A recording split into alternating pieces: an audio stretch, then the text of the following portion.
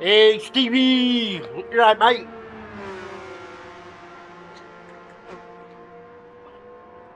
Hello, Gary. Hello, sir.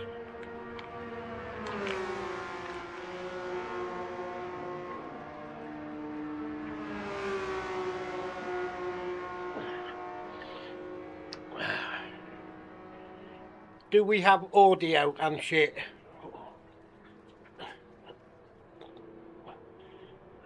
I know you thought it was Brad Pitt first, didn't you? You thought it was Brad Pitt, Stevie. Well, no. It's Uncle Eddie here.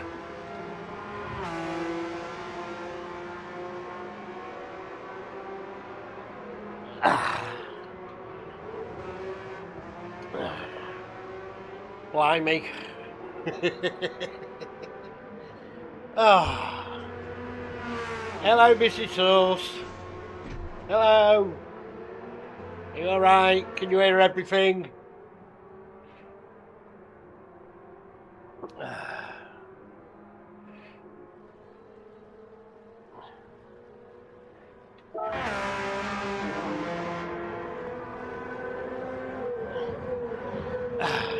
Well, I agree. I totally agree, Stevie.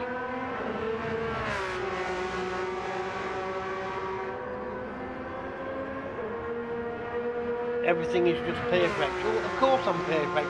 Oh, the screen. Yes, I know.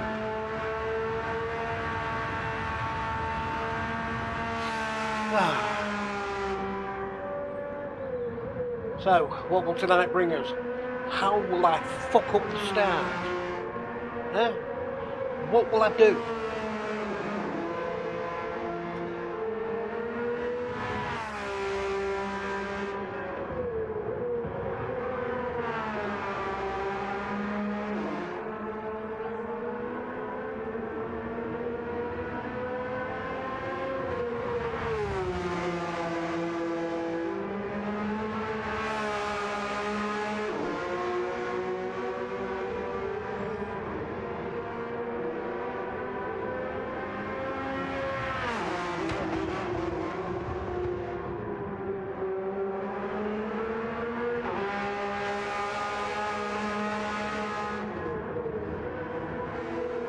No, because we don't need that.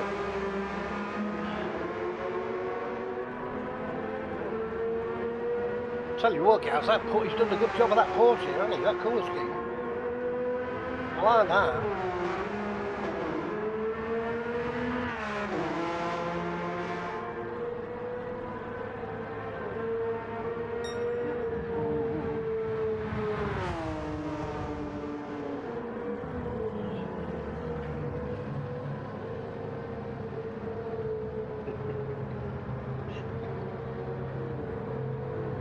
I don't know what that means.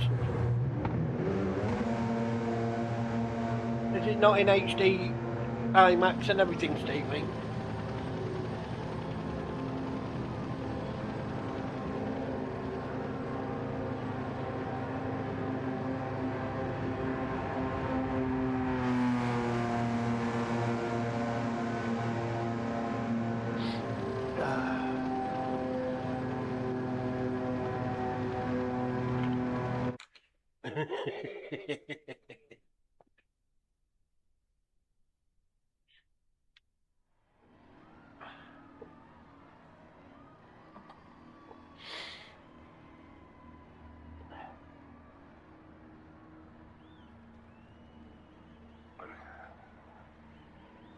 I've got screens everywhere.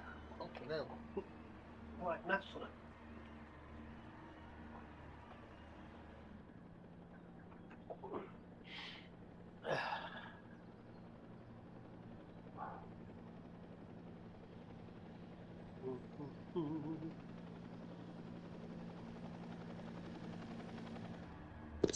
Is everybody okay with the party chat? Yes. Yes. I'm good. Yeah. Yeah. Yeah.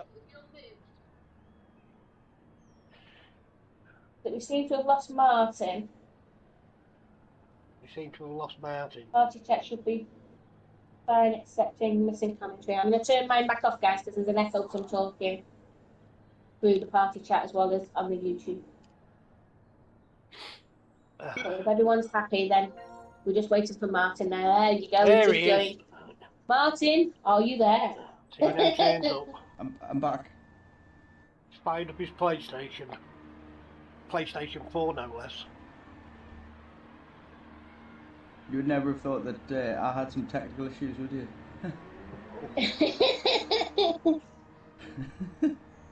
Right, guys, if everybody else can mute again now we've got everybody working.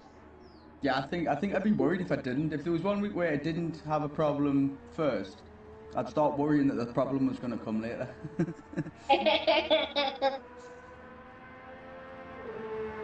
Party chat should be fine except the missing commentator. He's back. The one guy has returned. So if everyone can remute then, guys, I'd very much appreciate it. Just myself and Martin. Well, I'm muting as well now until we start the race. Because we'll get an echo.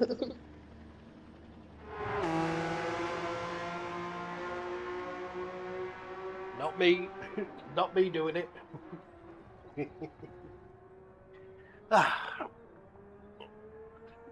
Yes, the beard is wonderful, Stevie. I've moisturised and you know, waxed it today just for you, mate.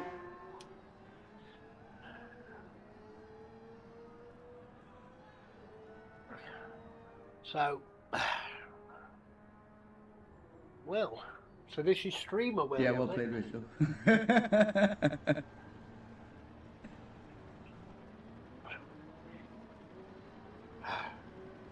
What am I supposed to complain about, Stevie? You're the expert. How many what the fox do I have to do tonight, you know?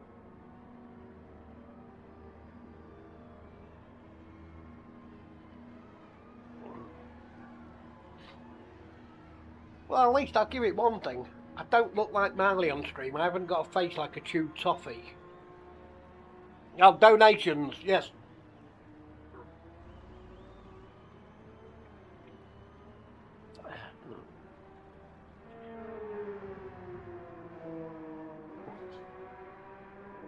I wonder if Marley will pop in. Who knows?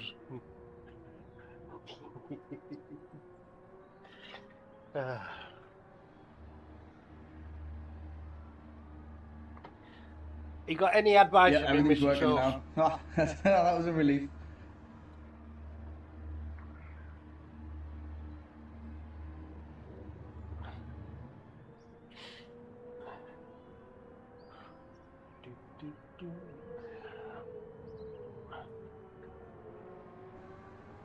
Wonder what the track is tonight.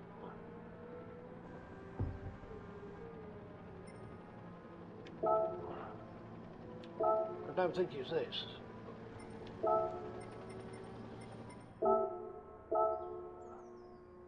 Where's my Porsche gone? There she is.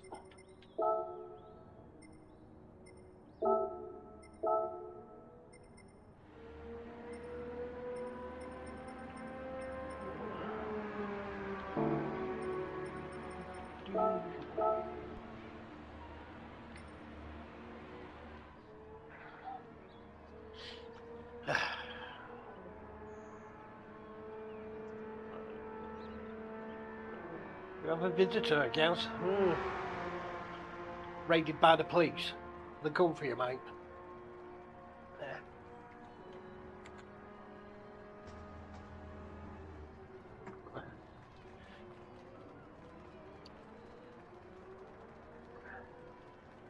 Oh, come on, get on with the racing.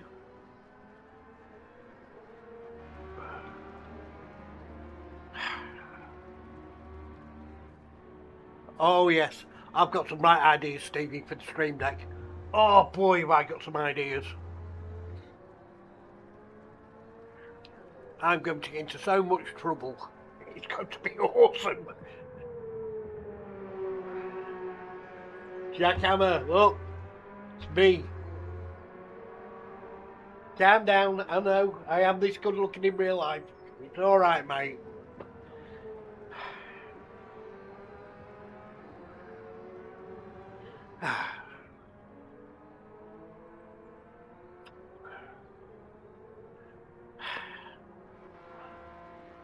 I want you all to behave in the chat tonight.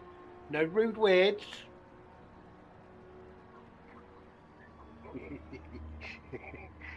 No snide comments. We are not degenerates. We are respectable people, okay?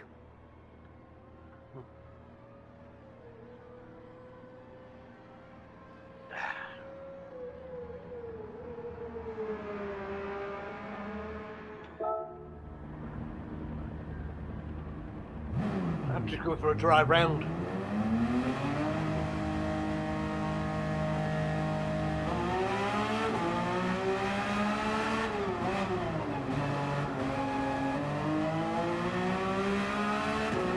I don't know what the track is tonight. I don't think it's this. We don't find out till 7 o'clock.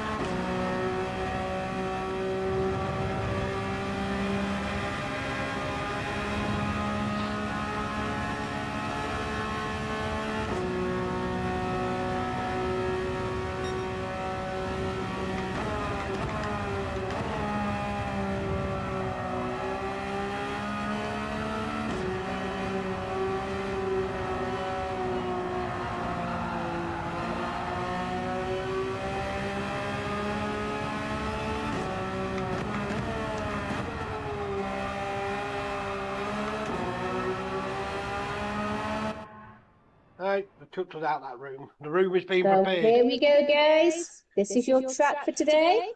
No, that's the wrong one, actually. Yeah, that's last week. Bear with me. She picked the wrong track. That's last week's. Oh, wrong one. I have to wait for that one to load up. Hi, old man Stu. Hope you're having a lovely time. Oh, yes. Mister, I'm going on holiday instead of racing in the league.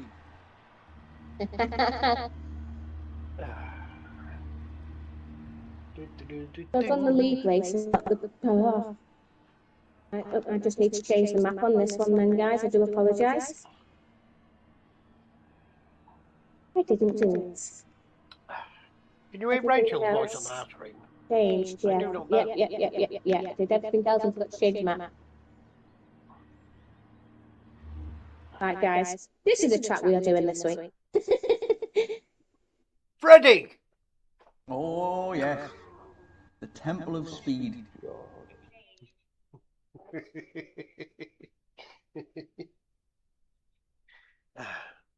What, laugh out loud? Yes, Freddie enters a room and suddenly the rainbow flags start flying.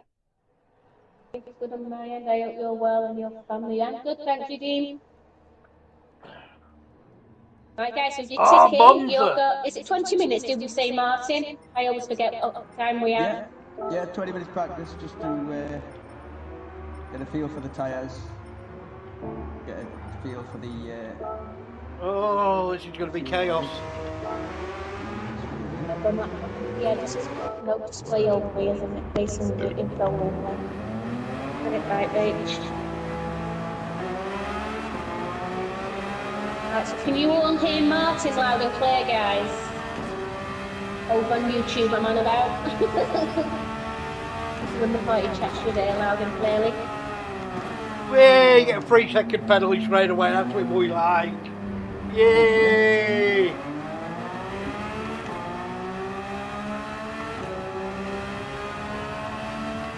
Oh, that's Stevie, sorry I missed you there. Right, I'm going to move my mic. I'm going to move my controller. First things first, just to talk you through someone's driving along there.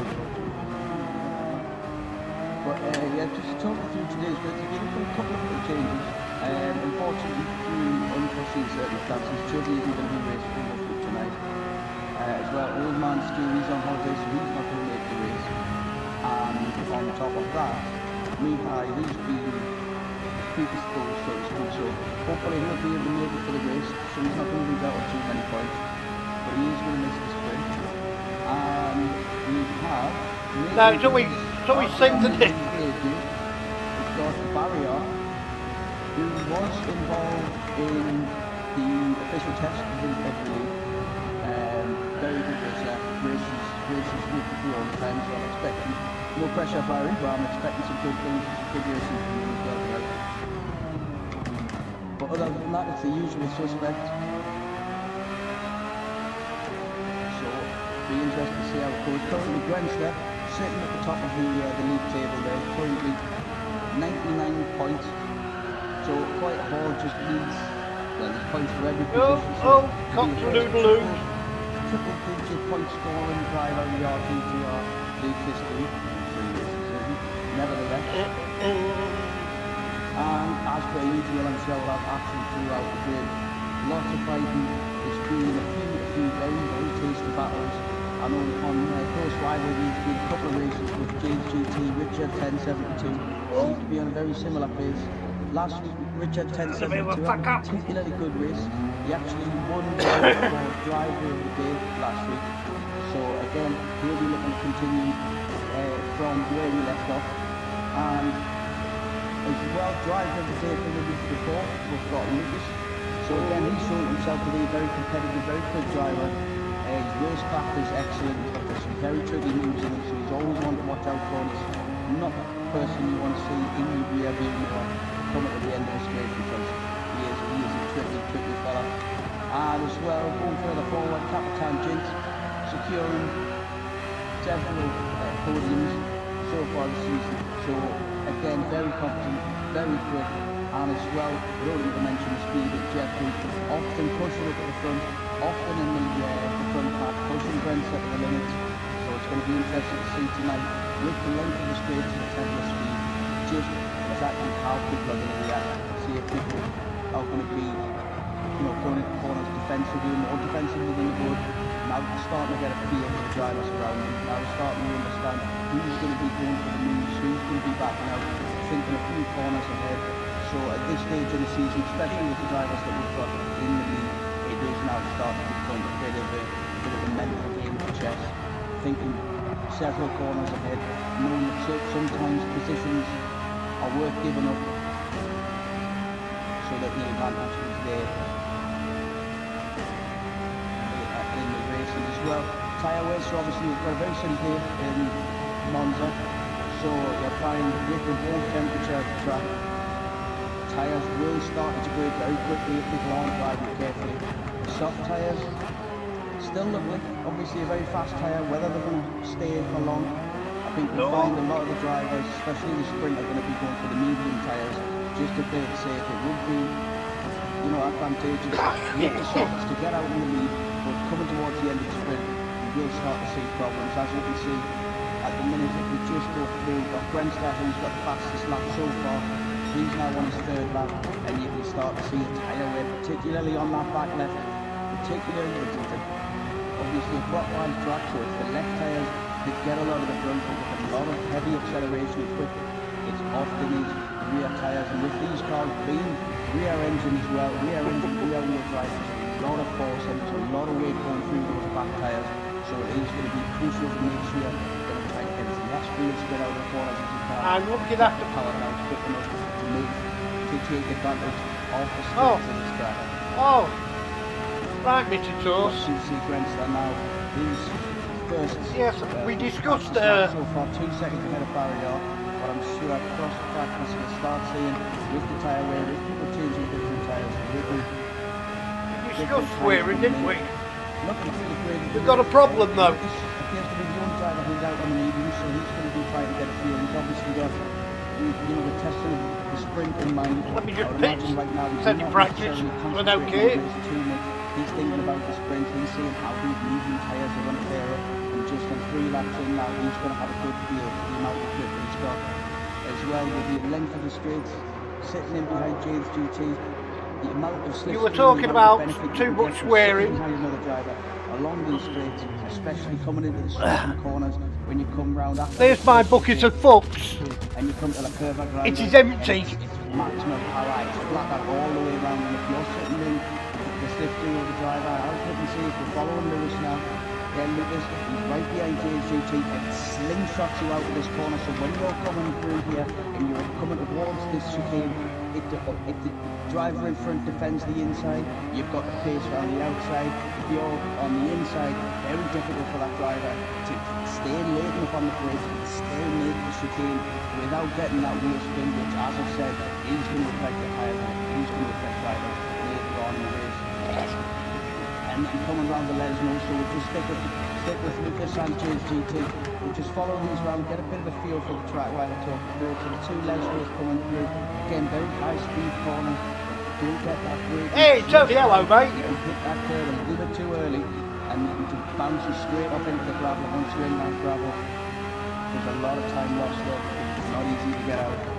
So as you'll see now, coming I don't need a T598 gas. I've got radiators in my house. Just got in there, and that is just what I was going to say. When you're on the inside line, it is very difficult to stay late on the brakes, but on that inside curve, there are 3 horrible sausage curves. Horrible. And if you clip them, the back end goes out and you're either spinning around or you're going straight ahead into the gravel. And honestly, it's an absolute nightmare when that happens. And then following the story round to the right, you get some horrible little bumps on the inside as well. But then you get the traction out, straight down the street, all the way down, and then you come round parabolic. So it's a corner, it's not too tight, but it opens up the angle, so it sweeps round, gets faster as you go. Very easy to run wide if you go too far on the power, but if you get it right, this straight is one of the longest straights on the calendar.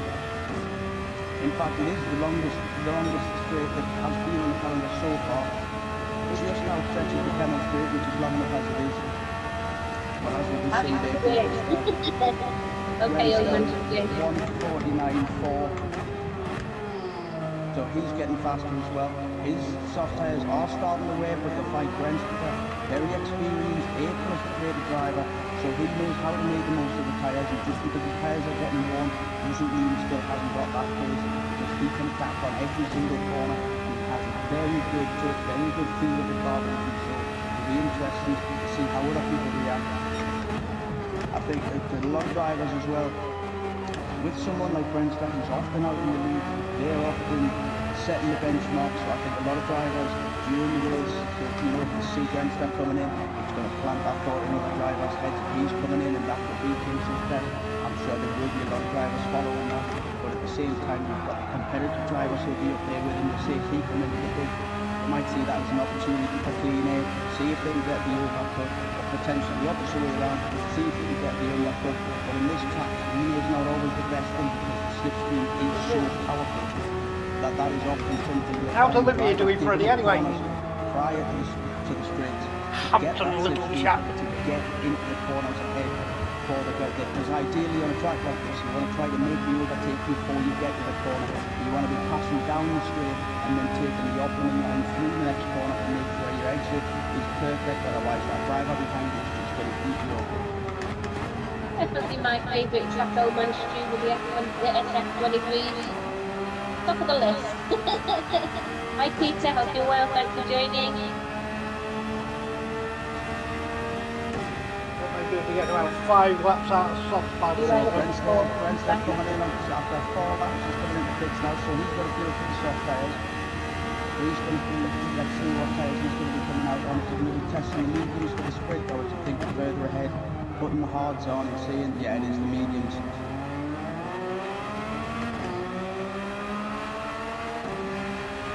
So again, Lucas, initially one of the only drivers, well, the only driver who was on a medium tyre. So he, after 5 laps now, he's on the 6th lap, his tyres are still looking good, and he's still got pace, he's right up in the 6th now as well, so he's getting real race feel here. You know, he's not being aggressive, he's not racing with other drivers, but he's getting very close, he's getting the feel for the track.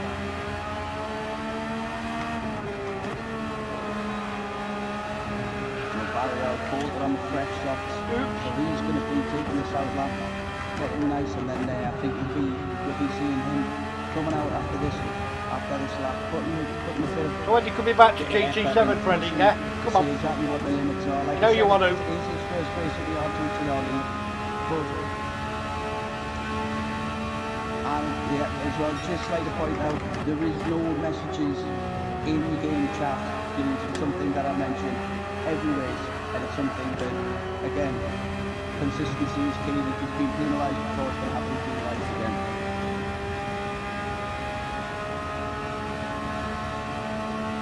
start as well. James GT taking maximum advantage of a slipstream behind Will Cope. Coming through, getting the feel for it. Will Cope alongside, so they are really getting the feel for the battle here. Coming down the straight, there is a possibility of a little bit of a side draft, so if you are side by side, often the car just behind.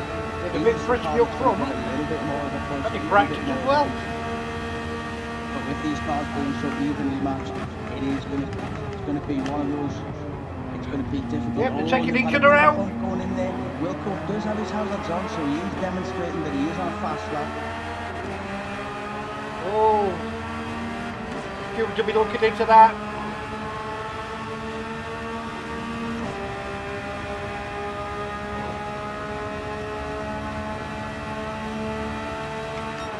Will Cope there as well. Still got the softs on that he started with, so he is pushing it. He's checking to see how far the tyres can go, and you can see there they are starting to fall off. It's just starting to lose the back end a little bit there, going through.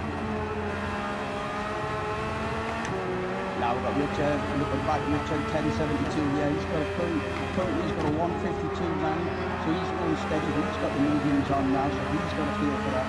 Now just as he comes down into Parabolica, in wide, he's going to be looking for a good run out of here as he takes the most of the track, a little bit too much of the track. He's just gone out of the green there, and he's done well to save that, because once you go outside that curve, once the tyres get onto the green, it's very difficult. It's not a lot of grip out there. So he's done well to keep that together now as he comes down the straight.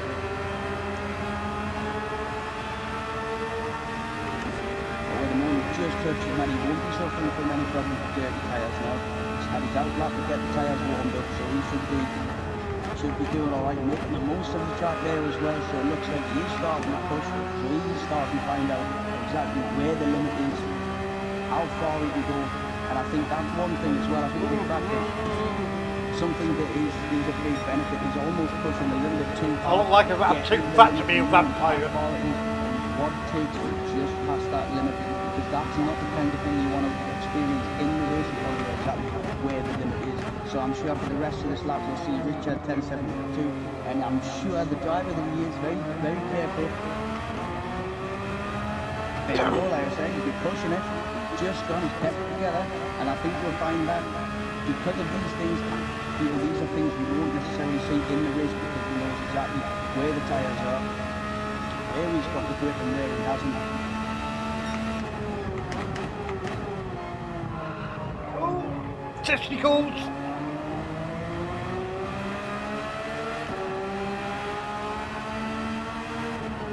So Grandster now, he's 3 or 4 laps into his back on the medium tyres, and they're looking in good condition as well. He's still holding a good line through the corners. So I think the mediums are going to be the optimum tyre for the track. Obviously you will get faster lap times on the softs, but are they going to last long enough to make it work? Oh shit! Or is the medium going to be No free chat! Or maybe the hards even, because when you've got a hot day like this, when the track's warm, sometimes problem with that, the softer tyres do degrade quickly, do start to fall off, and you do start to lose the car a little bit around the corners, losing traction. And sometimes the hard tyres you find that once they warm up, and you just effectively the medium.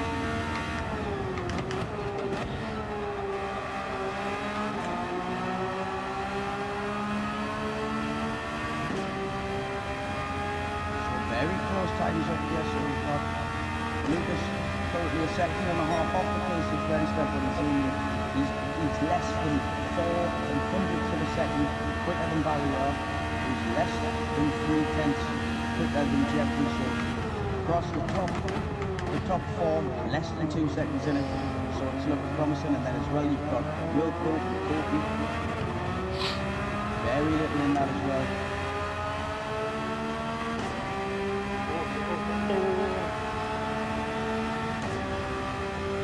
Evening, Grandpa Kirby. Hope you're well.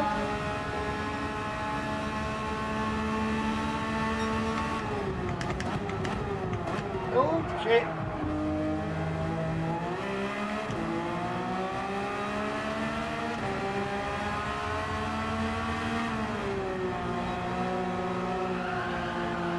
So with just over 3 minutes left of practice. I'd imagine drivers will get a finish lap run, get another lap in, so still be able to see maybe 2 more laps. So the ideal for the likes of Brent's like being on the mediums now for 4 or 5 laps. We've got another couple of laps, we've got a feel for them. Lucas blew out on the mediums all the way through there as well, so I feel Lucas is almost running a sprint simulation. I think he's going for race pace. He's not pushing it to the maximum the whole Hey way Freddie, around, but he's staying on the I haven't found my dusty fossil yet. He's trying to get a feel for race pace. He's trying to get a feel for the sprint ahead. Rather than testing out tyres and figuring out, I think he's running through in his head exactly how this race is going to go. And I think he's going to be visualising this and really getting a feel for the sprint.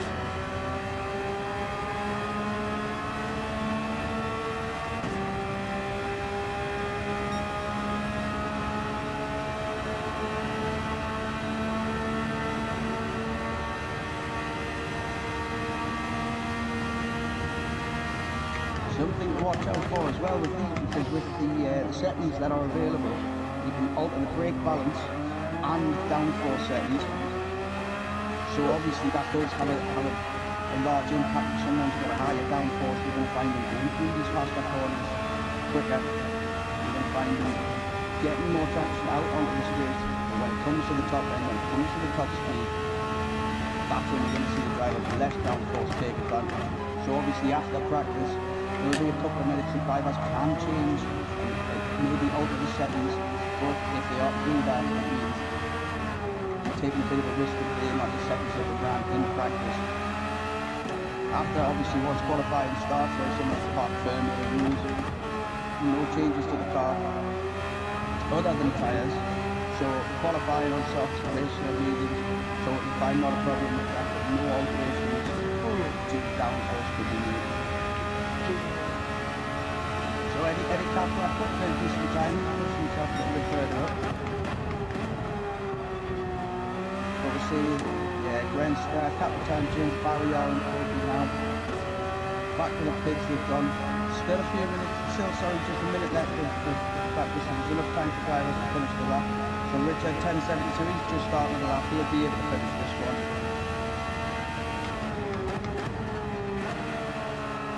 Right, that'll do for now. That's enough practice. How much does a man need?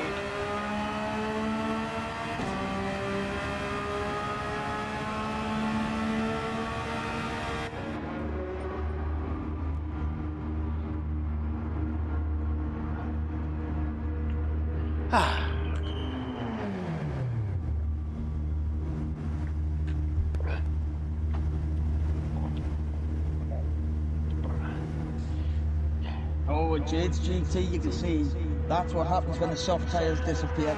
Lost all the grip there, and the back end, it's like skating on ice. Is everybody behaving, Mrs. Sauce? So that's, you know, maybe that's something to look out for. Jade's GT has managed to get them soft tyres just on the 10 laps. It's 9 laps, it's on the 10th lap. So this would be the equivalent of the end of the sprint, and the tyres have given up. So it would give you pace over the lap. But it is a risk towards the end. And there's So what do we reckon then, Jack Emma? So everyone can finish Softs the or lap mediums? around. Don't necessarily Gaz, have to do it in lap what do you before the reckon? pits, I'm not asking Stevie. Stevie will put me on dirt tyres. but can finish the lap that you're on.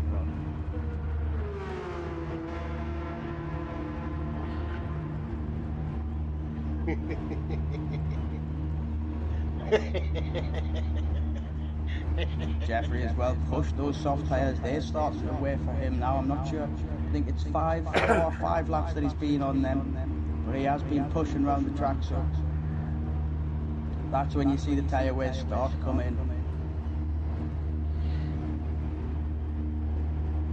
Yeah.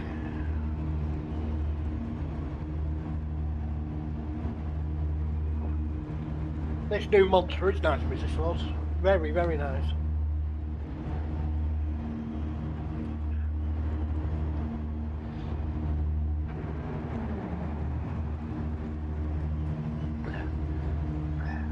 The first race is a sprint.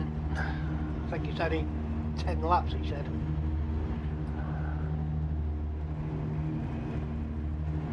And I think then the Jeffrey Enduro one's qualified, 40 maybe. We'll cope to that round. So We have to use at least 2 compounds. I'll be going there. Qualify. That's practice session over. Mediums and like I was saying when I was talking through, there's a lot hards, of I drivers, reckon. practiced and trained, checked out a lot of different things there. We had the likes of Lucas, who basically looked like they were doing a sprint simulation. Medium tyres the whole way, steady, consistent lap times. Then we had, Grenster, obviously on soft tyres, putting in a very quick lap at the front, but then coming out on the mediums after. Comfort soft. Jade's GT as well, obviously getting them soft, pushing them to the maximum, losing control at the end there, but like I said, these are the kind of things that practice is for, pushing into the extremes, finding the limit and going just past it so that you don't make those mistakes in the races. And I think even just based on the practice that we've had there, we're in for an excellent race here, because as usual I can see people, many different strategies. Oh, you've been told up, Stevie. Makes for fantastic racing. I love the RGTR League. Yeah, I think mediums are the sprint race. Well, guys, so that is the practice over. We have now got the 5-minute qualifier. So 5 minutes If we can all quali. keep enough space. No racing, nice clean spaces.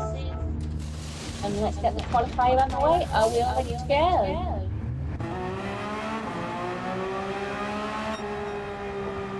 Are we ready to go, Martin? yeah, all ready to go.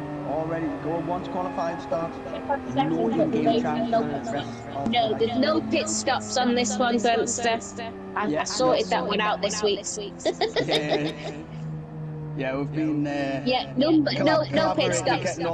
Collaborating, getting all of the settings all sorted out earlier today. I did it all right this week. so yeah, all ready to go. What, comfort Right, medium, guys, Gary? nice clean spaces. My camera's going off now so we can see a great big screen with all you guys racing. Good luck, everyone, and we'll see you in a minute. 5 minutes qualifying. Oh.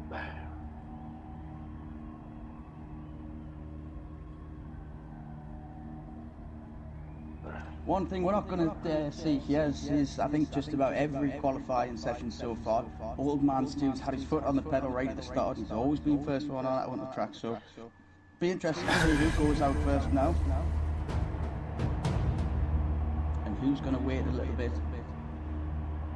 because again in qualifying on a track like this, the slipstream can add major time onto your qualifying time. However, you do start losing downforce if you're really driving in front of you. So although you might have the benefit of the straight, you are going to get pushed up, you are going to get pulled through to the driver behind.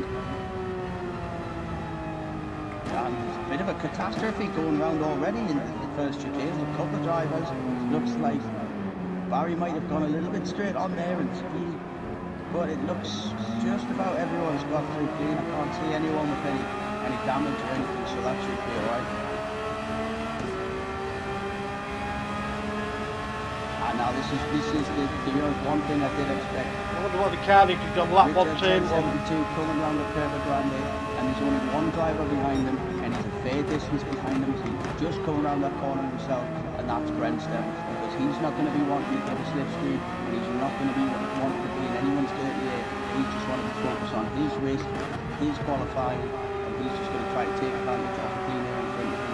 And you'll see, following through Brenster now, you'll realise he's coming round, and he'll be warming up the tyres. He's not going to be pushing this lap because he knows the soft tyres degrade fairly quickly. He's going to be coasting it round, getting in there, getting himself prepared, keeping himself a lot of space. You see now Lucas as well starting to pull back now, starting to create that space.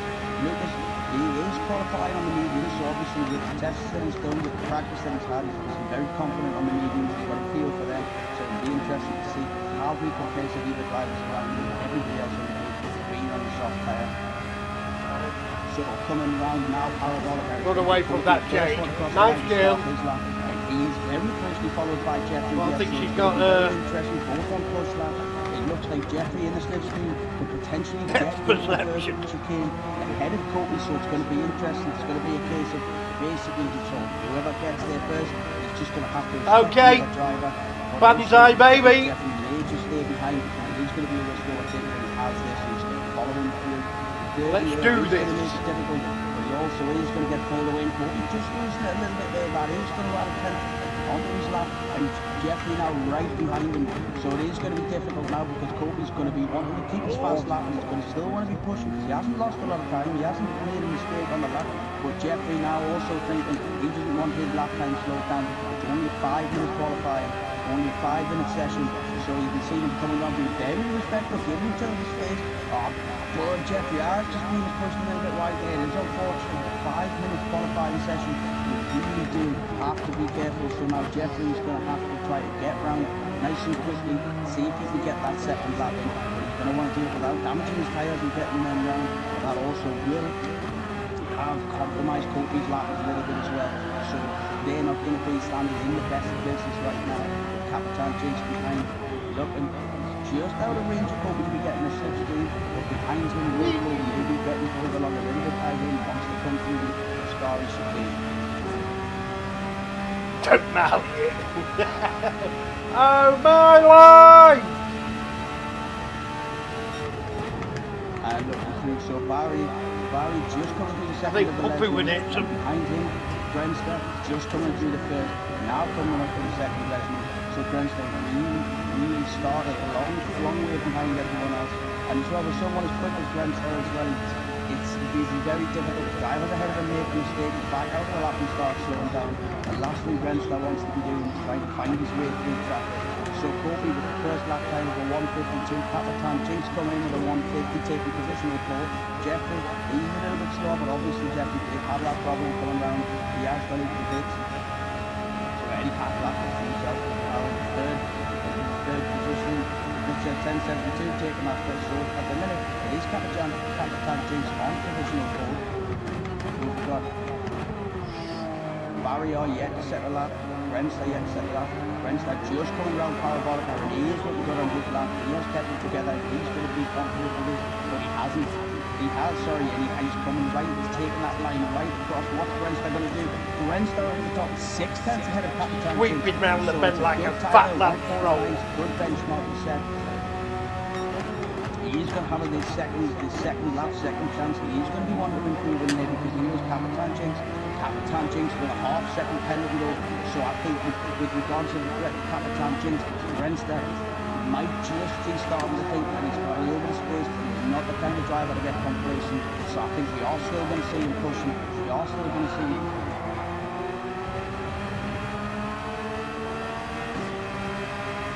Coming through the first sector, he's nearly a 10th down on his first sector time there, so but it's less than a 10th, so not amount of time Grenster can't catch up on. So Capitan Jinx coming through, following his slipstream, serving the penalty now. It's only half a second, so he's going to continue to keep a lot of pace there. Steely slipstream.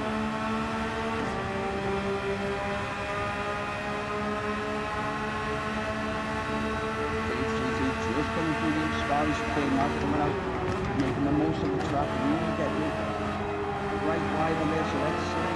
So Jeffrey up to third place now, only 1 second behind Grenster.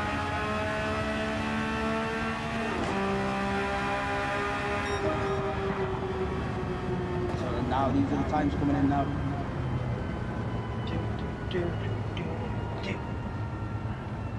Barrier sitting in fourth at the moment. He's just coming around Parabolic. What can he do on his second lap now? He's pushing. What's his time going to be coming across? And he takes the third position. He's taken the third spot.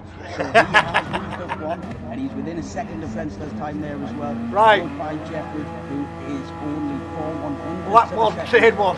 How many died? Really got a close race ahead. Grenster. He's out there ahead, so he's going to be getting himself in the lead and trying to pull away. But with the slipstream, it's going to be very difficult. We know Capitan Jinx he's been pushing. He's been on the podium. I think every race, if I remember rightly, maybe bar one. Jeffrey's pushed Grenster to the limit. Barrier, we know, especially from the first test, very competitive driver, very consistent as well. So you think you find when you look at this, and as well the way Lucas has come into the competition, this in the first race, coming in, showed himself to be very competitive as well. So we've got that top 5, and even then less than a second further down is Will Cope. Richard 1072, Eddie No, mate. Catflap. No whiskey in the house at the the whole moment. list, and you can name exactly why the driver in front needs to be worried about the driver behind. And I'm looking forward to this sprint race because the times there very, very See, close. no when you look abuse at of the me spread across again. the top of the field, and I can't wait to see what goes on going into this first chicane, because it could be brilliant, it could be a catastrophe. Let's just hope everyone gets through at least the first time nice and safe. Give each other the space. 10 laps ahead, you're not going to win it on the first corner. So if we're all in and we're ready for the race, guys, then we'll get this one on the way. Just bear with me, I'm going to get some tissue and I'll be straight back. I'll be 10 seconds. 2 Ro's minutes. about to die. 10 seconds, 2 minutes. We salute you. I'm expecting carnage here. So as well, Grant's nice and fresh for this one. Had himself a nap just before the race, just to make sure he was fully awake. And obviously that looks like it's had a bit of a benefit. I'm sure a lot of the drivers on the grid wish he didn't. But nevertheless, he's put himself on pole position for the sprint race.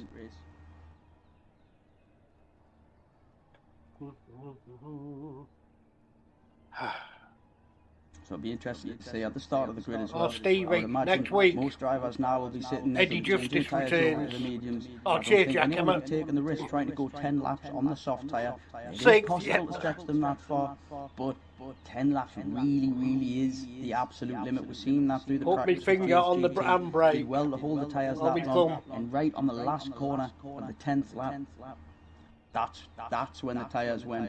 So we might not even in the race after the sprint, in the full race, we might not even see the soft tyres coming out for a lot of the drivers.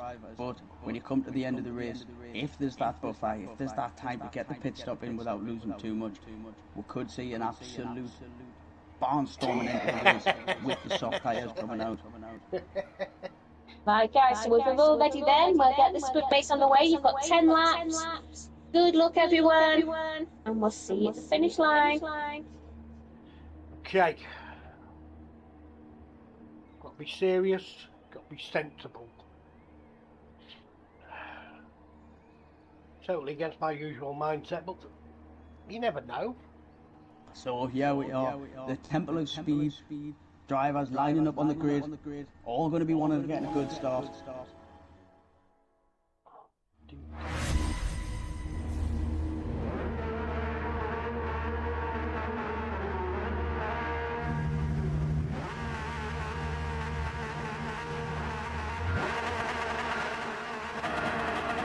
Lights. It's a long hold. Those lights out. And the then race is book on. it. It's Woohoo! already pulling away. And we're going to find Captain Jinx. He's going to tuck right in there, and you're going to see this in this first corner. Going to be a lot of respect within the first few drivers, and you can see the pack has bunched right up, using the maximum of the slipstream. Barrier going a little bit wide. Barrier's gone deep, and he's had to cut right across there, and it looks like Barrier's actually being reset. That is very unfortunate for Barrier. Trying to go around the outside. Just got an early break in front of him, but as he goes It's all right. everyone else Nearly. got a good run. Will Cope tucking him behind, followed by Lucas. Richard 1072, with a lot of pressure from James. I didn't kill anybody. A lot of pressure from Kobe coming into this second chicane. Following behind there, we've got Barrier, who's just making up. He's trying to get himself back in there. Drop all the way down to 9th place, and I'm sure he's going to get his head down, and he's going to be, and Cope is being pushed wide. He's on the gravel there, but now Barry coming down the inside with Richard 1072, and all the while, Eddie Catflap sitting there, watching it all fall apart for some of the drivers ahead of him, and he's going to be looking to pick the pulls, and he's going to be looking to make full advantage, take full advantage of the things that are going on ahead of him. Well, Courtney's just gone wide there, he's onto the gravel as well, so he's got Cancer Man tucking into the slipstream with him, so an absolute somewhat chaotic start. I mean, Grenster, he'll be happy with what's gone on behind him. He's got himself a second and a half ahead now, followed by Captain Jinx, so he's just outside of the range of the slipstream. Excuse me, dear, coming through. He's getting close enough now, he's just in range of the slipstream, so he knows that Lucas is as well, and coming into the parabolic, it's very got to be Gonna be more carnage. Gonna be more carnage, I know it. thinking about the exit rather than the ending, which is not a bad idea when you're coming onto the straight, as long as this is Wilco's picked up a 45-second penalty, and he's got Richard 10.72 breathing down his neck, and Richard 10.72 now round the outside, does get ahead of him now, and it looks like Wilco's going to tuck into slipstream behind it, and Eddie Catflap sitting behind, looking his lips because he can see it all going, he's pushing, and he's now right behind, just 2 tenths behind Wilco.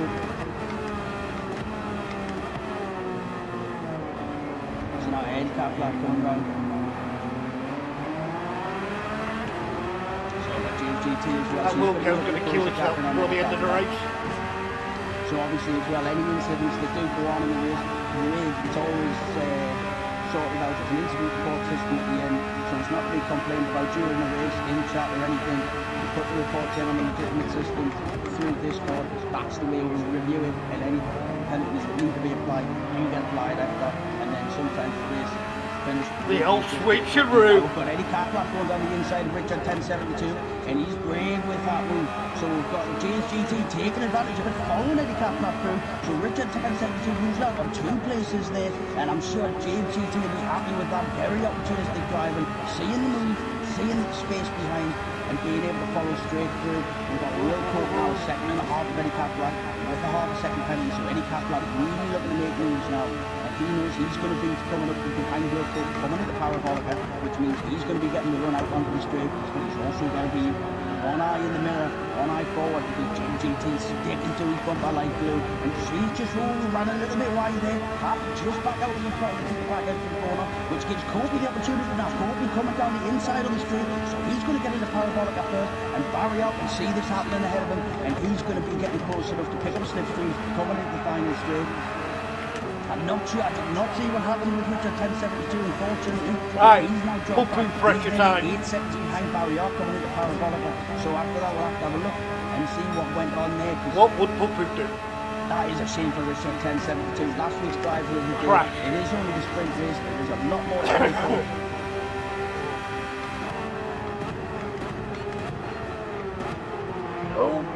And I'm just going to say, because it's been mentioned several times not to use in-game chat, and it's been used several times since I have, any more in-game chat will end in sprint race disqualification and no points will be scored. Flouting the rules 5 times is not acceptable in any league, let alone the RG2 league. Grensler's got a half a second penalty now, so Grensler, he is 3 seconds, does have a 3 second buffer ahead of Captain James, who has a 3 second buffer against Wood, just behind Jeffrey. Lucas taking it out. Lucas only half a second behind Jeffrey now, coming round, so they're coming down the straight towards the Scarage, and Lucas in the slipstream, he's going to be looking to take advantage. I'm not sure if he's going to be close enough to make a move through the Scarage, but it's tucking in closely behind. He's going to be looking to get in position for Parabolica. Now Eddie Catflap as well, Wilco not too far behind. Eddie Catflap only half a second behind Wilco coming into the scoring. So a lot of these battles are as close as we thought they would be. It's a very tiny battle, tightly fought field, sorry. Eddie Catflap coming out, and Wilco's gone wide, and Wilco's, he's lost the back end. Wilco's had a spin coming down the straight, and it looks like Lucas has as well. I'm not sure what happened with Lucas there, halfway down the straight, looked like he's in the barrier, but again, Eddie Catflap the whole race, the whole sprint so far, he's been watching this unfolding for in front of him, and he's been waiting to take advantage, and as a result now, it's kept his nose clean, and he's sitting in 4th position. He's got Barry behind him, who's under a lot of pressure from James GT. James GT just looking to tuck him into the Yay, Barry now. They both are just under 2 seconds ahead. So James GT, now she's looking to pull up alongside. She's going to be looking to a move and the inside. But she's just dropped back now. I think she's thought more of it. But it's going to be interesting coming in. She is late on the bridge. She has gone for the move. And she has made the apex. What a move that is from James GT there. Barry sensibly backing out, knowing that the corner was there. And he's now took right in behind 3 tenths. Battle going on behind them now. Wilco half a second behind Kobe. So again, sticking right in the slipstream there. So he's going to be coming round as they come round the curve of Grande. I'm not sure if he was close enough for a move going into second chicane, but we've seen crazier things in this league so far. Oh, it's a penalty. made him think about it, but he hasn't gone for it. Kobe going a little bit deep there, and now Wilco, what a move that is. He's got the switch, the old switcheroo, the cut back, and there's been a bit of carnage there, barrier, and it's Wilco, and I think it's unfortunate Wilco came out of that corner a lot quicker than what the others did. There was a bit of a bother in front of him, so it's going to be interesting. I can see a lot of reports, see a lot of incidents having to be reviewed after this one, because this has been absolutely bumper to bumper battle the whole way through. But now because of that again, Lucas, even though he dropped back, he had the spin, now he's in contention and he's right behind Barrier now, so he's going to be looking to get that move done. He's less than a tenth behind going into the scoring, and he's got his braking quite perfect, so he's coming around, he hasn't gone in the back of him. And he's 5 cars. I'm hoping they're not behind me a lot of them on top. Right on top of his Barrier's gone wide. Barrier's gone wide, and he's lost it going in, so he's gone up. And now Lucas at the 8th place, just 6 tenths behind GT. And then we look ahead there, and Kobe now making a move on Wilco. But Wilco's late on the brakes, and Kobe's cut back. Wilco's gone deep, and Kobe's cut back. He takes that 5th position, and all this going on. I think the top 3 are out by lead. Eddie Catflap space. He's now got a 5-second buffer. He does have 10 seconds ahead now. Jeffrey ahead of who's 3.5 seconds behind Capitan Jinx, 2.5 seconds behind Grenstead. So in the last lap or so, he has pulled a second. And this is just as exciting as I thought it would be. It's 3 going into the first chicane now. So 4. So it looks like Lucas going around the outside of GT, who's held that line well there, very well defended. But it gives Wilco the opportunity to get up the outside, but that does turn to the outside line now for the Curva Grande. And you'll see Lucas now is going to be sticking behind GT because he's not going to be wanting to give away that place to Wilco. And he's come right across there and he's got his position. And Wilco's struggling now because he's got him. They've gone 3 wide, and there's 3 wide going in. And Wilco's gone deep, but he's come across, and this is absolute carnage. All 3 of them have managed to come out there without going off the track. That is a miracle. But Lucas now, he's had a bump from behind there, he's been bumped behind, he's being pushed on. And he's going to be very upset about that as well, because he was coming through the corner, had the line there, and unfortunately he got bumped at the back and he got pushed off the track, so that's going to be something as well. I can see this race, I can see them finishing good of this race looking quite different to the way that it actually finishes on track. Clench! It's alright then. Relax. 1 position at the minute, what it's looking like. And I don't want to give it the commentator's curse, and I don't want to speak too soon, but 1 position so far it's looking like isn't going to be affected by penalties at least. Is Grenstead out in front, 2.5 seconds ahead of Capitan Jinx, 3.5 seconds ahead of Jeffrey, who's 11 seconds ahead of Eddie Catflap. So the front 3 really making space for themselves, really pushing ahead, and you'll find that they'll be glad that they got away early in the race because they haven't been held up with the carnage that's been going on behind them.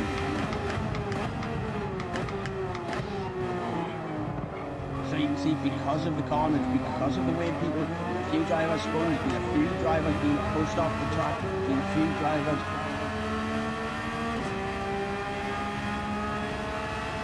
making a few mistakes. You will go through. Jesus, what's going on behind me? I'm 7 seconds clear. Front to back, Grenstead 3 seconds, and then following behind Capitan Jinx, just coming through the first of the Lesmos, coming to the second, Jeffrey coming through the first, and then moves back, Eddie Catflap 12 seconds behind, 7 seconds ahead of Wilco behind him, who is being closed down by Kobe, 1.2, who has James GT right behind, less than 7/10. Now Kobe's got a bad exit coming out of there, and James GT's gone down the inside coming into the Lesmos, and that's a great move. But Kobe now coming back across, and Kobe's come along and he's hit the back end of James GT and spun around there again. And I think this is going to be, and it looks like James GT's actually being reset as a result there. Very unfortunate James GT, she had the line coming through, she wasn't tight to the line, and she had the back end clip being spun round again.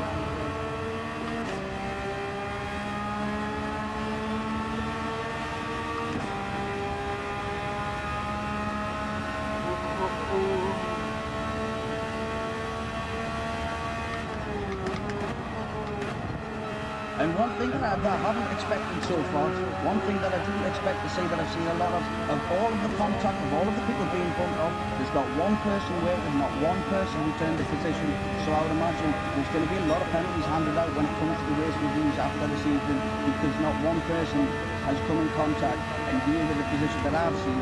Looking through the replays after, maybe a different case, but this is not the race that I expected from the drivers on the grid today. Now James GT trying to make the most of what's happened. Barry Arsenal trying to break the slipstreams, doesn't want James GT getting right in the slipstreams. Now he's just gone to the inside. I know it's right to be carried on pit field, the flag got out of the way with the outside. Very late on the race report, James GT's looking to go around the outside, but just held it back there very sensibly.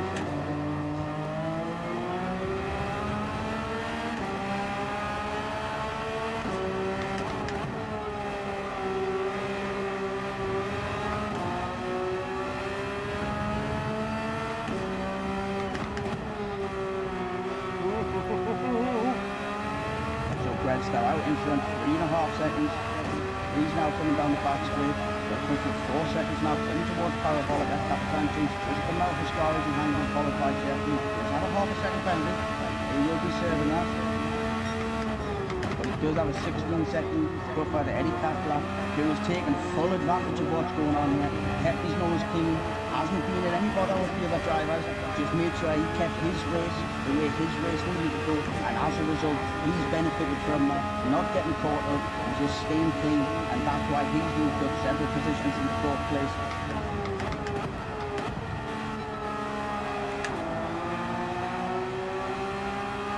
James GT coming around just out of the scoring now. It's 2.5 behind Barrier, which is not something that I think anyone expected to see. Barrier down 3 more laps to go. Again, a lot of contact early on in the race, a lot of, and to be honest, it's like I said, not something I expected, not from this grid, not from these drivers. Every single race so far has been clean, it's been respectful, but this has been absolute carnage. I don't know if you can hear Tino's commentary. Friends are taking advantage now for 4.5 He'll be seconds. putting his steward's cap on after this race, I reckon. But the battle in a minute looks like it's going to be further back in the grid. Look, Lucas, and it looked like Lucas just bumped Kobe there. Hold on, back off the throttle, let Kobe go so that he didn't take the position because he knew he was the one who came in contact with him. That's the kind of driving we used to see in the RGTR League. That's the kind of driving we want to continue to see in the RGTR League.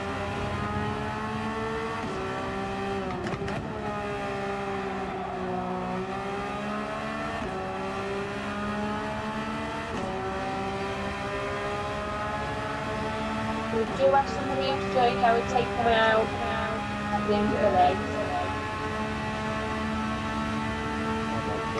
Now, Lucas sticking right behind Kobe. I am just dazing this back to the finishing line. Down the inside. I know they're catching up, but no mistakes. Got time to play with. He's going to be later. Now Kobe just put late on the brakes, and that is a bold move from Kobe, and that is well done by Lucas to control his car and not get in the way. But as a result, coming out, Kobe has gone wide. He has lost his back end, and that gives Lucas the opportunity to take the position. And he's now 7th place, and he's going to be looking at eye up Richard 1072 because he has got an excellent exit out of there. So if he gets a good run out of Parabolica, he could be looking to close the gap on Richard 1072. And with 2 laps left after this, he could be really pushing. Lucas has shown he's got pace. Every race that he's been in so far, the 2 races, he's done very, very well. Like I said 2 weeks ago, driver of the day, so he's got it. But he's now trying to push up towards last week's driver of the day. So coming into the last lap, we could have a battle of the 2 drivers of the day for the last 2 weeks.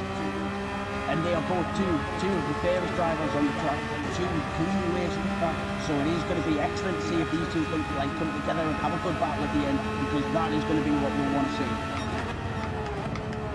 Further out the front, Grenster as well, 6 seconds lead now, so he just needs to make sure he can do anything that. You look at his lap times there, very consistent lap time, everything 50, 50, 51, very, very close. He's doing everything he needs to do to make sure he stays out of trouble, and he brings this one home.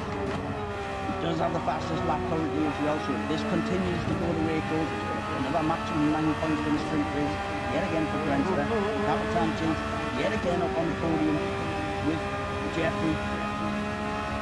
And it is something that I've seen before. These three drivers really pushing each other now. And then fourth position, I'm sure Eddie Catflap will be pleased to be where he is. And he's keeping himself nearly 5 seconds ahead of Will. But now, we've got Richard 10.72 pushed it up behind. Didn't see what happened then. Looks like he obviously got past. But now Richard 10.72 late on the brakes. He's going to be looking to get in the slipstream. And this is going to be a battle worth watching here. Oh, but Richard 10.72's just fell foul to the curse of the commentator. Oh, he's just lost it to Ascari. But now Courtney takes that position. Richard 10.72 is being stuck against the bumper as the tap reverses into a 3-point turn. This is an absolute nightmare for Richard 10.72. The only saving grace when it comes to 10th position is JGT, who was a point away behind, but she's got a good run out of Ascari now, so she's going to be breathing down the neck of Richard 10.72 going into the final lap. Oh, come on.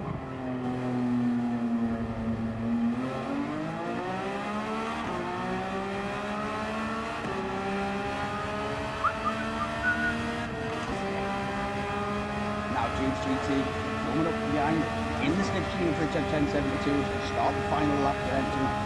7 tenths behind, you're going to see that time. And Richard moving across, breaking the slipstream. He doesn't want to give too much away yet, but you'll see that delta 7 tenths behind him. Yeah, definitely mediums and hards on the endurance. It's coming, and there's a few more straights yet to go. And Jay's late on the brakes, and she has really closed up the gap on Richard 10.72 there. If she can get a good traction acceleration out of here. But Richard 10.72 did very well to get out of the corner at the speed that he did.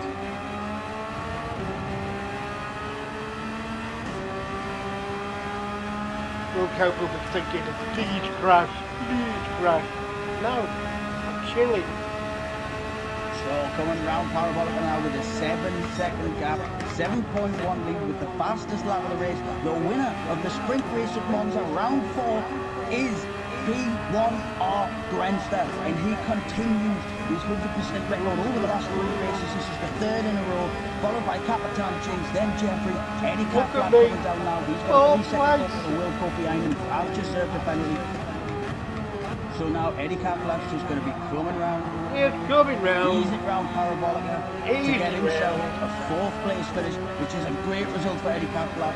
He didn't get the best qualifying time. He didn't start too far off the grid, but by driving clean and keeping himself right, he's managed to get himself a 4th position, followed by Will Cole. Yay! Lucas, very unlucky again. Yon! Nadim! Position back as well when he was driving. He could have took that on. Barrier as well fell foul with some contact early on in the race, so a couple of times. So he's going to be aggrieved by that. Richard 10.72 obviously had that spin over Ascari. He's going to be coming round, and he'll be glad to have not been pushed too hard by James GT, who was unfortunate to get to finish that she did, coming in 10th place. And then we've got Cankerman coming up, following up behind.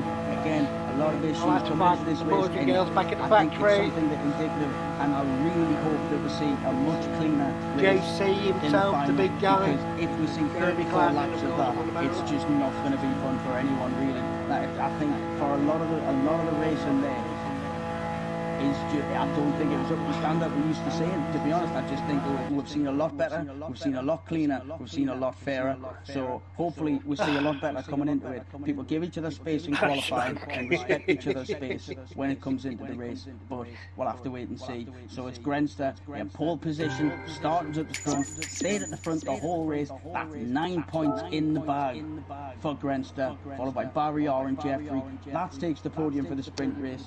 And I think as much of, there was quite a lot of, to be honest, poor driving, some major mistakes there that really should have been hindered, should have been slowed. A lot of people should have been given back. That was entertaining, and yeah, that would have you on the edge in your seats. So not the race we wanted to see, but nevertheless gets the heart pumping. Well done, everyone. Barry, we should be talking in the chat regarding the race. But well done, everyone. That is one thing I will just say. Actually, with Barry, that's why I said with the benefit of the doubt, first race in the RGTR League, maybe not quite up to scratch with everything. Once I mentioned no in-game chat, there was no further in-game chat, so that's not going to be something that we're going to have an issue with, I don't think. Yeah, he's just popped up again at the end of the race.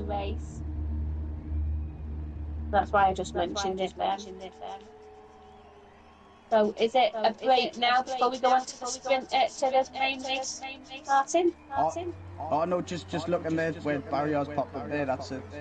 People's Oh, nice one. weird little intro I thing haven't track that subscribed comes to up that. every time he starts the thing. But yeah, so No, qualifying in next. YouTube, I mean. All right. Oh well. Yeah, I shouldn't really be talking about it. I didn't see that, but again, I didn't see that. I was just looking at That was all right. That. the lobby.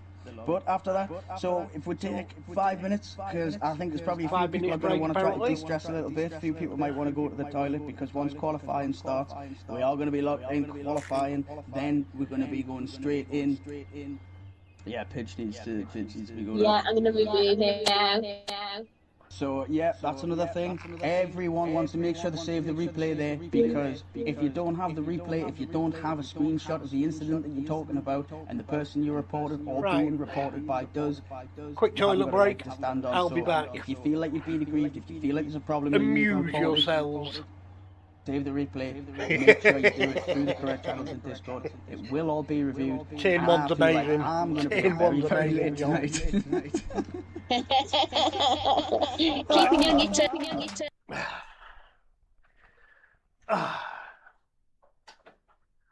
I'll be back in a minute.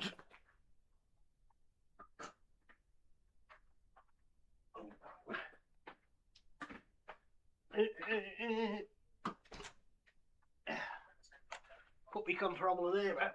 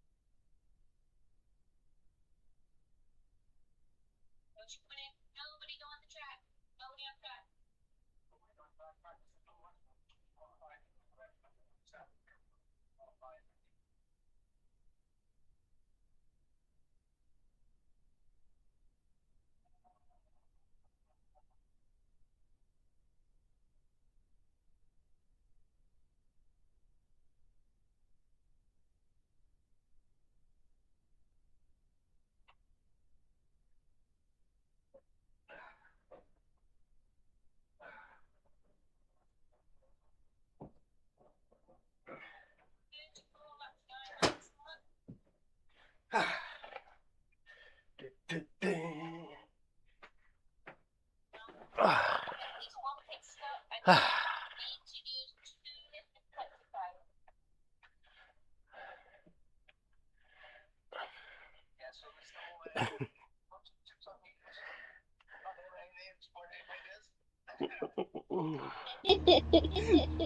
we go. Behave yourself, sunshine. So, Enrique, hello. We can't take my dog out at the moment. She's in season. All the other local doggies want to bone her.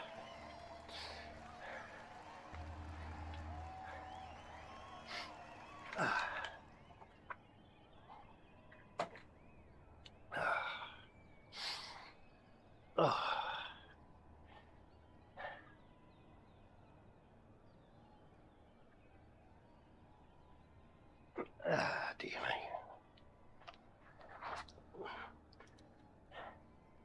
Is everyone behaving? Well, just also a reminder, any incidents, anything aren't to be spoken about, not to be commented on in chat, in game, in stream, not to be discussed in Discord. There's a legitimate The dog next door, but incident two's report going ticket. mental every time I That's let her all out you in the need to do. garden. Put the report ticket in, put your reasoning in, put your evidence if you've got a screenshot. He's barking his bollocks off. Then you have that chance to give your defence. It will be analysed. Wants It will to be be looked at, inappropriate it'll with be an my impartial poor decision. puppy. If you don't agree with the decision, you do have a chance to give an appeal. If the appeal's overturned, you can't appeal again. But it is a fair process. But as long as it's followed fairly, and as long as everyone sticks rigidly to just using the incident report, it just stops any arguments, any battles, any bitterness, keeps the racing clean, friendly, like it always is.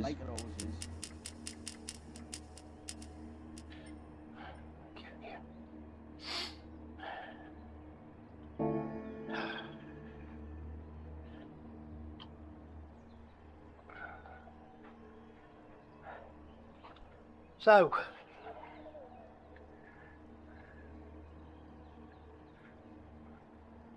yeah, he's a bit overranked for the lobby, really. He's a nice lad, though. Eddie, we can hear you.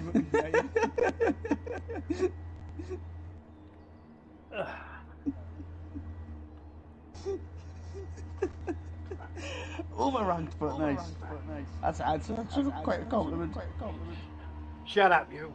But yeah, Eddie, we can't hear you, so you might want to get that muted.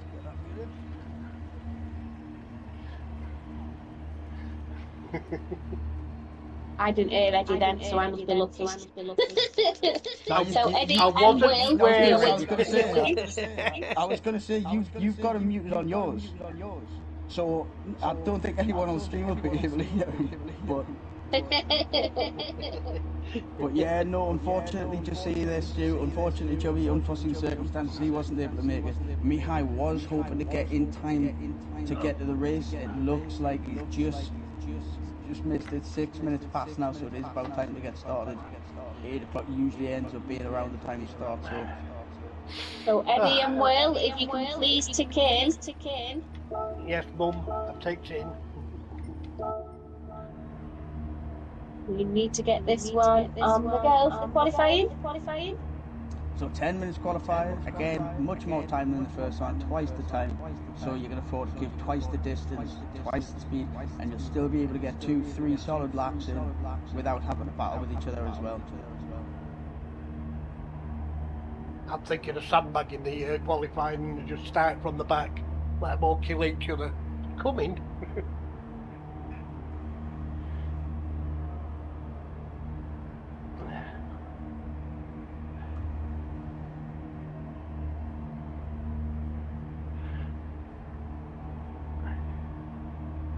So we are just waiting for 2 more drivers just to check in.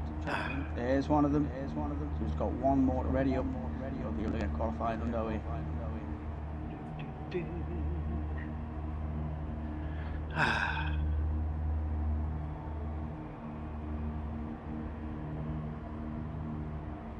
So again, guys, qualifying, nice clean spaces, please. Off we go. Yeah, I'm actually thinking I might just do a lap on softs and then come in, put hard on the practice on hard for 10 minutes. We can still hear you. I don't know how. Telling everyone your strategies and that.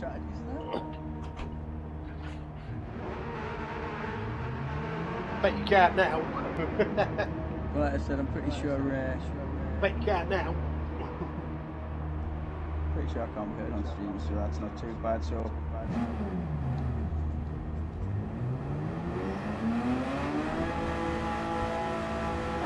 First out on track, Colton, followed by James GT, followed by Lucas. And I'd imagine what you'd see here, what we didn't really see in the first one, is drivers starting to spread out. You can see that there are 3 drivers very close, James GT, Capitan, Jinx, Lucas, but you'll find, especially with them drivers, going to back up, give each other the space.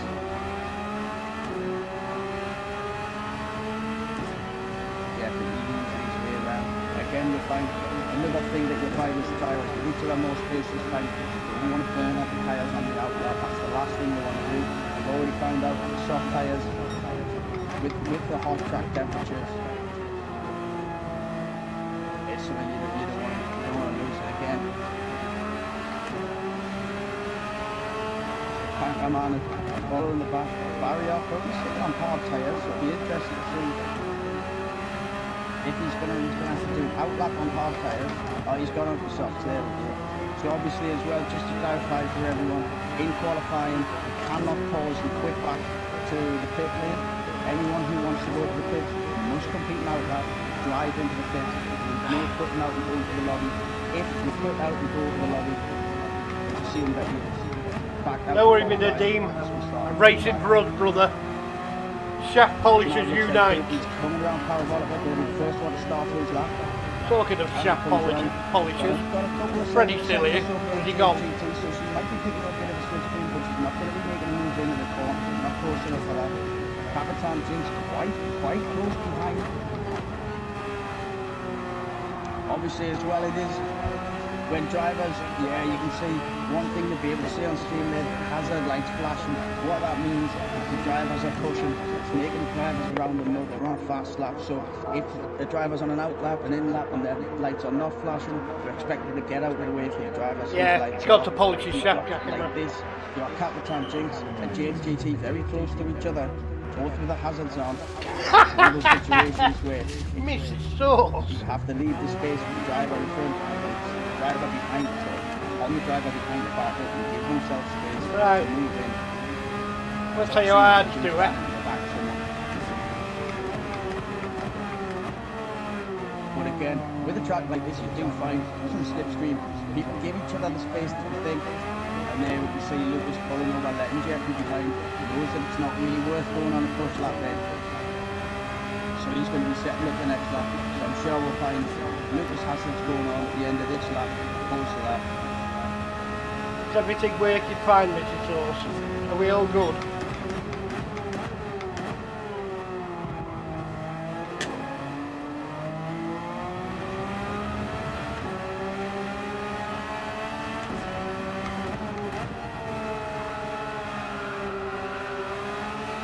Barry on now, he's just starting his first flying lap. He came out of the pit very late. He's made sure he's on the opposite side of the track to everyone else, making sure that there's no contact with any of the drivers, making sure that he's the area he's doing that in clean. Renstar as well, got a large buffer in front and behind. He's driving, he's making it, he's not worrying about switch streams up front. He's going to be pushing for this one. Renstar himself is going to be expecting this. GT momentarily went down the position with 4, following Capitan Jinx, now Jeffrey. And Jeffrey's first lap round on his push for 150.3. So that is 1.2 seconds faster than Capitan Jinx at the moment. So we are seeing more drivers coming over the line now, so we've got Kobe with a 153.4. Just gone wide there, getting out of the way of the drivers behind him as coming out of the first turn.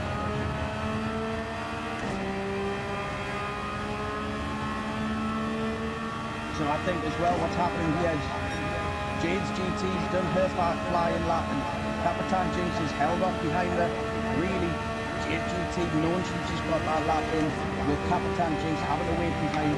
Really, Capitan Jinx should be getting the space to do his lap now, but unfortunately Adja has. That's very well played.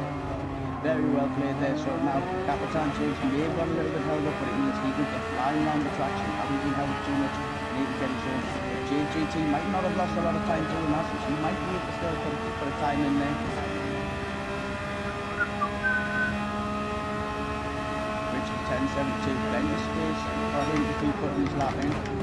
He's currently 1/10 ahead of Richard, and Barrios just put his lap in fifth place. So currently JGT is still the 4th fastest, Capitan Jinx 3rd, Will Coke 2nd, who does have a 1.5 second penalty now, so the next lap's not going to be ideal. So I would imagine serving that penalty. We'll see Will Coke coming into the pit, putting some fresh tyres on. But it's Jeffrey at the moment with the fastest lap time. Brent's got still the extra lap time in there. I'm not sure what happened with him. Fresh tyres. It looks like he's come round, backed out with a lap. He knew it wasn't going to be what it was, and I'd imagine he's just come in and thought, right, plenty of time for another 5 minutes. Head down, let's do it. And it looks like Eddie Catflap's come out on hard tyres. Interesting decision to come out on hard tyres, but he is pushing now. Jeffrey now coming into the pits, he's going to be putting on fresh hot tyres. He's going to be going again. He's got a 7/10 ahead buffer, but he knows that once it comes to Grenster putting in his flying lap to the outlap at the moment, Jeffrey knows that 7/10 over meters. We know that in sprint qualifying, he's needed the 149s. Okay. A 152 on ads. Top Grenster. So if he is going to have to push there. Interesting.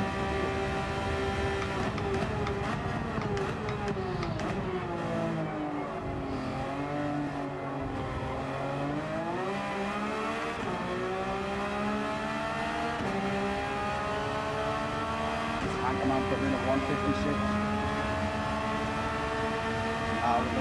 So, got Barrier just coming around Parabolica now. He's going to keep coming. He's going. Let's see what his time can bring here. Has he gone faster? And Barrier puts himself on provisional pole. He's got 1/10 faster than Jeffrey with a 150.2. So Barrier on provisional pole right now. You motherfucker. That was an excellent second lap for him. So obviously his decision to take it slow and come out of the pits a little bit later was the right choice. And Barrier in his first RGTR league race is currently sitting on provisional pole. We still yet have a competitive lap coming from Grenster. He hasn't finished the lap yet, but he's just started his first flying lap, so it's going to be interesting to see what's going on here. Barrier very, very closely ahead of Jeffrey. Jeffrey with a very similar time, and then less than a second behind him, currently 3rd on the grid, we've got Lucas. So it is really heating up here. So we'll follow on board with Grenster. We're looking, he's coming round. He's coming round the curve of Grande now, Grenster. Because this is the lap that's going to challenge for the lead. This is what's going to see. So now he's coming in the second chicane. He's coming on. He took a lot of curve there, but he's kept it together. He's pushing the track limits to the maximum as he comes up to the Lesmos now. Grenster. He takes the first Lesmos and he's really flying here. He's doing really well. And then second Lesmos, he's come round excellent, and Grenster's looking really good here. He's coming down, so the first sector was fast. The second sector, let's see what he can do. He's coming down towards the Scari.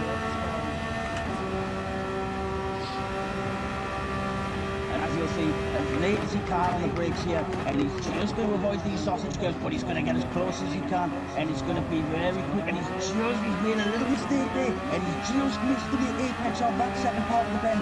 So this is really going to matter now. He's really going to be pushing it down. He is going to have time to get a second lap in if he's not happy with this one, but it's going to be interesting to see because this is closed now. So as he comes in now, so Grenster again, sitting with Grenster as he comes towards the line. Grenster's coming round Parabolica, he's got his foot down. He's currently at 143. What can Grenster do as we follow through here? And he's coming to 147. Is he going to beat the time? And Grenster goes on pole position. Provisional pole for Grenster by half a second over Barrier. And again, just like the sprint, he's into the 149s. So it's going to be interesting to see if anyone can get near that. Barrier's tyres are wearing down now, but he's continuing to push. And Jeffrey's just come out of the Scully, and he's come out of the Scully with pace there. What an exit that is. And he's going flying down the back straight, and he's making ground up, and this is going to be a fantastic lap. It's currently 7/10 off the lead with his previous lap. He's braking hard now, so we've got Jeffrey coming round Parabolica. He's flipped that. He's keeping the line tight, he's keeping right on the inside of the line. He's making sure he's making the track as short as he possibly can, cutting right across. What have we got here? And Jeffrey goes second. Jeffrey's makes himself second, less than a tenth faster than Barrier. That is a fantastic lap. So that is half a second off the time of Grenster, but Grenster's put in a ridiculous time there, so it's going to be unbelievable. It's going to be tough to see anyone beating that with the tyres getting worn. Lucas, he's sitting fourth position there, but Wilco just picked up that fourth spot just as I mentioned it. Curse of the commentator. Yeah, great ejaculate. Great lap from Wilco there, putting himself on the second row of the grid. So now, right, strategy now. Sit back, the man just coming across watch the the line chaos. Now. He's put it. It looks like he's going to be putting in similar time to his first one. Or and sit back and cause the chaos. How to come over the line? What's Barrier going to do here? Can he pull back pole position? And What he would stays Steve third. do? Barrier stays third place now. So coming round, Grenster knows he's happy with that. Grenster's just going to be coming back into the pit. What a qualifying session that was. But it's still not over. It's still not over because Jeffrey's pushing. Jeffrey is pushing down the straight coming towards the Scully now. But so is Lucas. Lucas hasn't given up on this yet. He's got a lot of life in these tyres. This is his first push lap on these tyres, and he's 6/10 up. He's 6/10 up on his fastest time currently now. So if he can keep that, He's probably he could be face looking down at on the putting floor now, himself Mrs. on Sauce. the second row of the grid, if not further. Oh, yeah, there he is. It woke up. Capitan Jinx ahead of him, and Capitan Jinx is now coming into Parabolica, coming round. What lap time can he put in? He's got a really good exit coming out of Parabolica. He's carried a lot of speed there.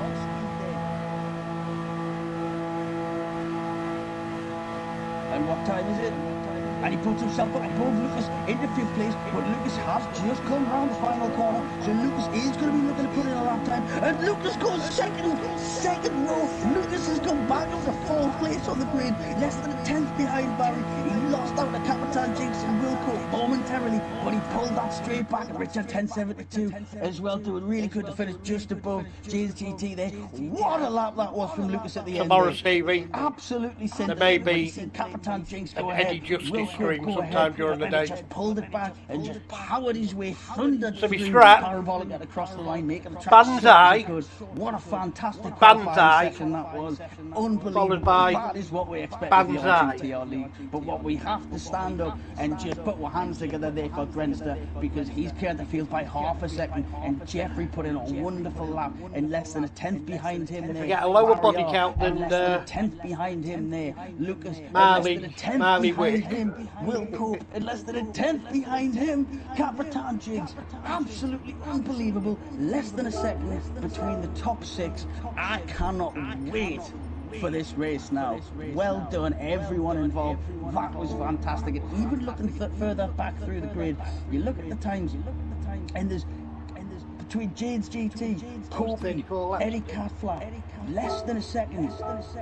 Richard 1072, only half a second faster than Jade's GT. So it's absolutely insane. The top six, you can throw a blanket over them. There's a second between them, and then you look at the 5 drivers below that, and they're within a very similar time as well. This is going to be one exciting race to be a part of, and I'm really Come on, Tino, expecting shut up. better things Damn. than the sprint race, because that was mint. Right, guys, so that's your qualifying now completed. We are going on to your main race. So nice clean racings, guys. I'm Have the fun. torpedo. Let's They're go the racing. Iranian Navy. And well done Leave to it at everyone that. there. That's the best qualifying session of the season so far. Unbelievable. Well done, everybody. Martin's at the ready, so let's go. Oh, I'm chomping at the bit. Off we go, guys. Good luck. Have fun. So here we are getting ready. 34 laps of Monza. have to Don't use you know it's 2 Freddie? different compounds, minimum of a one-stop. I feel like we're going to see a lot of drivers doing more than a one-stop. It's going to be difficult to keep a one-stop strategy here, but we're going to see exactly how it's going to go.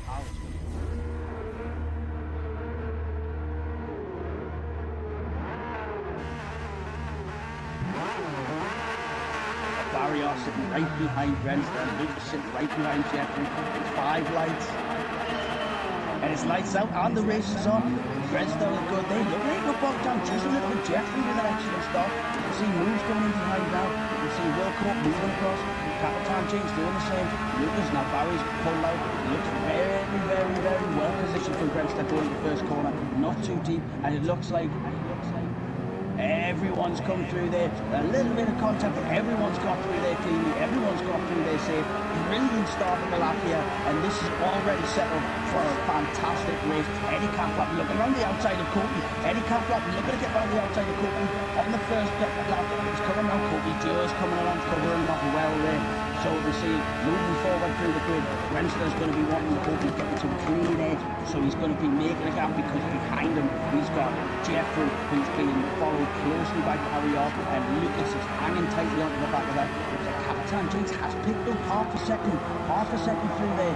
So Wilcourt's going to be looking forward, and Wilcourt's going to be waiting for that because he's only 7 tenths behind, and he's mostly followed by James GT, 1 second behind him as well. So just the slightest mistake, and these drivers are going to be on top of each other. We've got Courtney coming up behind him, and now James Why? GT is going to be pulling, but he's going to be looking in his mirrors because Eddie Catflap less than 3 tenths behind Courtney already, and Richard 1072 in the center is getting dragged up towards the back of Eddie Catflap. So coming around the story, coming out of the straight, it's going to be anyone's battle. So now Capitan James ready to serve his penalty. Wilcourt's already on top of him, so Wilcourt's already got that position ahead. As you can see right now, Barrier right behind Jeffrey has a look down the inside, he knows better than that, but it has made Jeffrey think about it, and Jeffrey's got a little bit out of shape there, but Grenston's not clear yet. Grenston is still being pressured. Jeffrey's right in the slipstream, followed by Barrier, and there's half a second between Barry in third and Grenston in first, and that time is coming down. Now it's coming up 4 tenths, coming into the first chicane now. This is unbelievable racing. Now Barrier looking down the inside, he's not going to go for that move, he wasn't there. It's making Jeffrey think about it, it's making Jeffrey worry about if he's going for the move, and if Jeffrey's looking at Barry, he's not looking at Grenston, and Grenston's going to be happy with that. But Jeffrey's not going to let him out of his sight. That's all. What's going to work, mate? He's ambitious behind Grenston now, and he's really closing in as it comes round the curve around there. This is a scintillating start to the race, because Barrier is only half a second behind there, and he's going to lay a little bit deep there, but he's managed to hold it together. But Jeffrey stuck to Grenston like glue going through that chicane there. As they come into the Lesmos, a 10th behind, and he was right at run, and Grenston's going to have to use all of the experience he has, because Grenston on the hard tyres isn't going to have the grip that Jeffrey does behind him on the mediums. So Jeffrey doesn't want to be held behind for too long, because those tyres will burn up, and he's got to do it quickly, and he is. He's looking around the outside, coming down the straight, but Grenston's got the run, so Jeffrey's going to tuck in behind again. He's just come back out, and now he's going to be pushing this less than 10 minutes. Jeffrey just backs off because he's going to go, and Grenston's got a bit deep there, and he's just pushed across now, and it's given Barrier the opportunity to come through. Barrier takes the lead of the race. Grenston, boom, and it looked like Grenston had got a bit wide. It looked like he was trying to yield to Barrier, to Jeffrey. It looked like they were trying to just keep it Come on, Mr. Kofi, bear no time. Just gone. Thank you very much, mate. I'll have that position. So I think looking there, Grenston's left the space on the inside. I think they expected Jeffrey to take it, and he has there. That's excellent racing. He's given the space. Jeffrey's kept it very tight. All of this going on ahead of him means Lucas is now 1 tenth behind Grenston, and this is amazing because again, there's a second from first to fourth, and it's side by side. Lucas and Grenston coming towards the first chicane, side by side, just behind Jeffrey.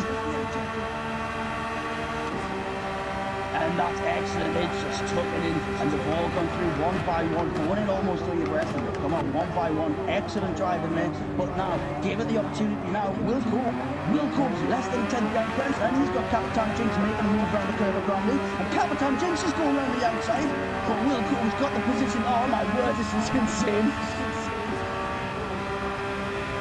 Oh, fucking weaving, And you then moving peanut. back, it's so hard to keep track of. Eddie Catflap at 10th behind Corby, pulling into the second chicane, and he's just put in his best second time as they come round.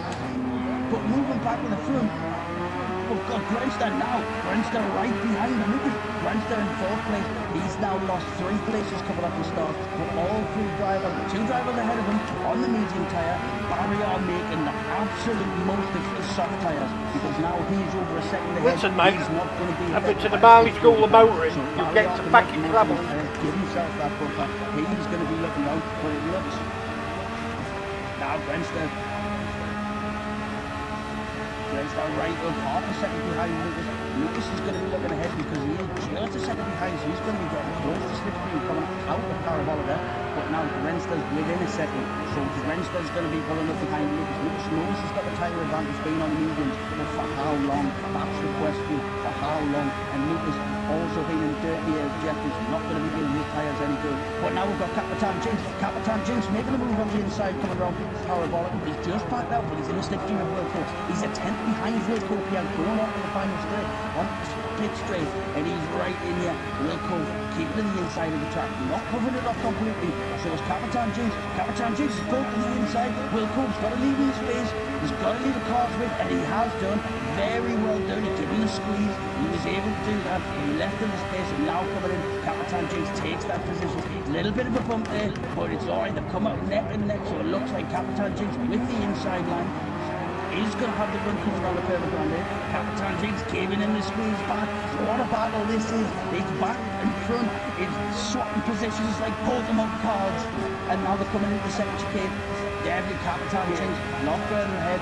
And Will Cope come from a long way back and made that move. And that's an excellent move. And it's well done for Capitan Jinx for giving him the space. But that's a brave move to make. But now just ahead, what they'll be able to see unfolding is Grenster closing in on Lucas. But Lucas is getting pulled along in the steering by Jeffrey because he is only half a second behind Jeffrey coming down the straight. The battle that's going on behind him is all playing into the game plan of Barry R, who's now 2.5 seconds almost clear of the front of the pack. And he's really making the most of those soft tyres. And he really is going to be sitting in a position now because with his first pit stop, he is going to be pitted earlier and it is going to be a bit of an undercut. So he's going to be hoping when he comes out, when the other drivers finish fighting behind him, if they finish fighting at all at this rate, he's going to hopefully be coming out on top with a tall play for you.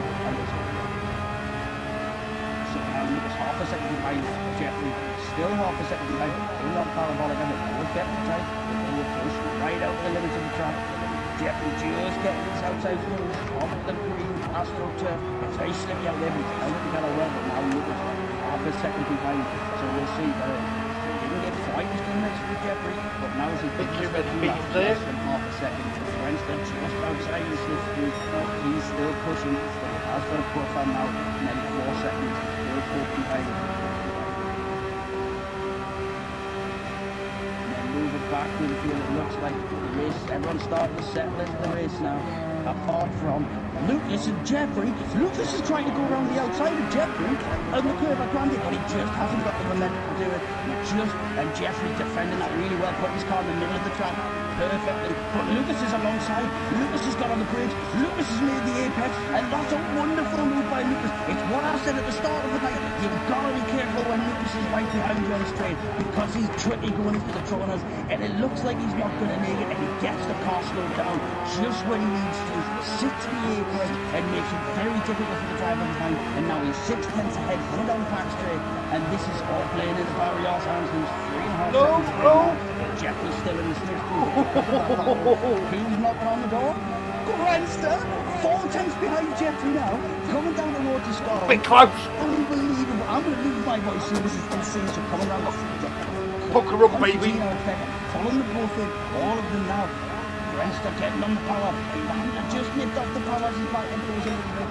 His hard tyres haven't got the grip that they have in front, but their tyres will be starting to wear soon, so they will be starting to do it. 4 seconds ahead is Barry R. We're half a second between Lucas and Jeffrey. Half a second between Grenster and Jeffrey. So we've really got a battle now coming up to the pit straight. Lucas knows to a certain extent he's a bit of a sitting duck here, 6th, 10th, but he has got a good run. He's actually pulling away very slightly from Jeffrey. He's got a very good run out of Parabolica there, and he is actually pulling the gap, but now the slipstream's pulling him in. But that was an excellent run out of Parabolica there to actually start getting away when he was in the slipstream. But Grenster's right behind Jeffrey now, so Grenster half a second behind coming out of the first chicane, which is going to play into Lucas's hands because Jeffrey's now going to start thinking about what Grenster's doing behind him, and Lucas is going to hope he's going to stop thinking about what Lucas is doing in front of him, and Lucas is going to want to hope to just actually pull in and push and see how far we can get. Barrier now, again, Barrier with the fastest lap of the race so far, which was as quick if not faster than the majority of the qualifying laps that were put in as well, so that's a brilliant time. But now this is the stage of the race where his soft tyres are going to start disappearing, and Lucas on the mediums, and we've got to remember Lucas did his entire practice run on the tyres, so Lucas knows exactly how to push, where he can push and how to do it, whereas now he's not thinking about pushing, he's thinking about defending, because 3/10 behind him is Jeffrey as they come down the straight, flying towards Ascari again. This is insane. They're going to be coming out of Ascari, providing the both hit that apex, and the both do. Jeffrey is stuck to Lucas like glue, and they've come through there, coming out at the same pace. And again, Lucas has got a bit of a run there. Now I'm starting to wonder, has Lucas changed the set? Has Lucas gone very, very minimum downforce, because he's looking quick on these straights. He's looking very quick. Now we've got Grenster coming around, he's seeing this all unfold in front of him. He's going to be looking at now getting the double slipstream, and hopefully that's going to pull him across. We know that Grenster is a very intelligent, very experienced driver, so there's a good chance he's changed the set of settings that he was allowed to, and he's going to be knowing exactly what he's doing in relation to the tyres he's on. But now it looks like that doing T25. Came across the chat. Did you see that, chat? And he's going to let him pass there. Well played, that's a great move from Jeffrey, and very sensible on the challenge on the outside by Lucas. And knows there's a long time in this race to go yet, and it's not going to be one on the 7th lap. But Grenster now 3/10 behind Lucas. So again, these three, 2nd, 3rd and 4th. It's a shame that we can't go further back because there are battles unfolding. We've got Eddie Catflap 3/10 behind Courtney. They're stuck together, and Eddie Catflap's making moves. He got a really good position up in the sprint race from where he started. He's looking, now Courtney's just in ahead. Courtney's pushing white. Courtney needs the leading space on the outside there, but Eddie's cut back really well there. So he's staying the outside. Eddie, yes, he's cut back, not gone around the outside. It would have been a bit, it's almost suicidal. Sorry, he's going around the outside there, but now he's in the position and he's ready to fight another day. JT, 1.5 second penalty coming up. But Grenster's 1/10 behind Lucas coming into the story, who is only less than half a second behind Jeffrey, and he's just nailed that apex Grenster. So this is going to be interesting. But he's just lost it. He's in the dirty air and he's on the softer tyre now. If you watch here, look at the pace of Lucas in front of Grenster. He's stuck into the slipstream and he is going, and Grenster's sticking with him. Grenster's sticking with him, but only just Lucas is fast on these straights, and Grenster's just breaking a little bit late there. He's just let Lucas keep that position. He was right in the slipstream, just the breaking bottom, just up, and he's let it go. But now Barrios come into the pits. To get them soft tyres up. He's given himself an excellent buffer there in the lead, and now he's still got the fastest lap. Oh, no. But that means now Jeffrey in 1st place, Lucas in 2nd place, and Lucas in his very first race in the RTTR League, it only took him 5 laps to go from 5th up until 1st. So very, very good thing. He's starting 4th in it, and he's up the 2nd half. Yes, there's a being a pit. Stop from 1st place of Barrier. So I suppose next really is still a 3rd position. But is it going to stay that for long? Because Grenster is only half a 10th behind going into the 2nd chicane. This is unbelievable. Grenster right behind. Lucas has got a little bit out of shape there. So Brentford is stuck to the back of Lucas. Now Jeffrey's going to want to be hoping that they're battling. He's going to want to hope that they're getting stuck together because Jeffrey really wants to make the most of it. He's on medium tyres. Lucas is on medium tyres. Lucas doing a little bit of a better job of looking after them than Jeffrey, but not by much. But Brentford's on the hard tyres. So the more this plays out, the more it plays into Brentford's hands. I'm sure he wouldn't want to be so close behind for this whole race because it will be affecting his tyres. It will be in the dirty air. He will be getting a bit of squid going into the corners. He had a squeeze just slightly come out of the tyre. But he knows their tyres are going to start to depreciate his on. So he's just biding his time. Very, very talented driver, his friends there. So is Lucas as well. He's got a game plan and we've seen him practicing his game plan. So he's already knowing what's going on. And like I said, he is looking quick on the streets. Now look further back, we've got Eddie Catflap. He's only half a second behind James GT. And that's coming from the back straight, so they're coming towards Parabolica. Eddie Catflap right in the slipstream now, less than half a second behind James. So as they come to Parabolica, concentrate on effect, and that's closed it right up. James GT gets a good exit, starts to pull away from Eddie Catflap, but with 3/10 in it, he's going to be pulling right up. And it looks like Hope's got a bit of a slow coming out that corner. Because James GT looks like she's got a better exit. James GT's now just Should have put that down for us. out the slipstream, closing the gap, because of the good exit. But Eddie Catflap now, Eddie Catflap at 10th behind, showed the inside. James GT did well there, not to panic, held the line. Eddie Catflap knew the whole time he wasn't going for that move, but he didn't want James GT to know that. He wanted her to think that he was.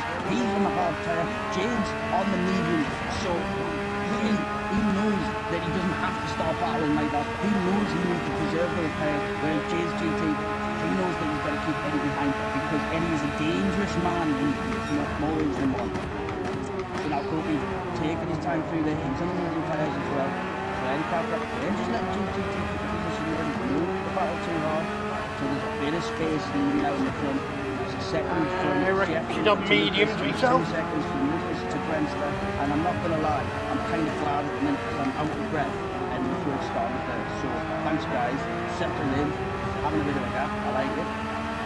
But as we look further forward, Eddie Catflap, he's not happy with us taking a breather because he's 3/10 behind James GT as they come towards the Scarlet. So as they come in here, this is going to be interesting because even though he's got the hard tyres and hasn't got the tyre advantage, they're going to be coming down the back straight into Parabolica. Parabolica, one of the fastest corners to come out of in particular on the calendar.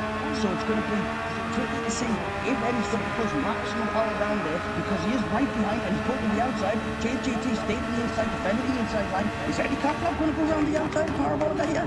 No, he's not. But James GT's gone deep and Eddie Catflap is the old switcheroo. The switcheroo, baby! To get past on the inside, James GT just went a little bit deep with the defence. So now James GT sat right in the slipstream, 2/10 behind Eddie Super Catflap. GT's crotch just had a little twist. He's going to defend inside. Little He's going to single. go on the outside. Does Eddie Catflap know what he's going to do?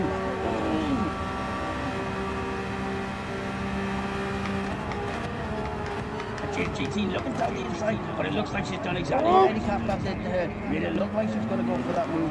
Never going to go, but then look, GT looking for the switching move, and he's almost got it. But Eddie Catflap managed to get the power down nicely.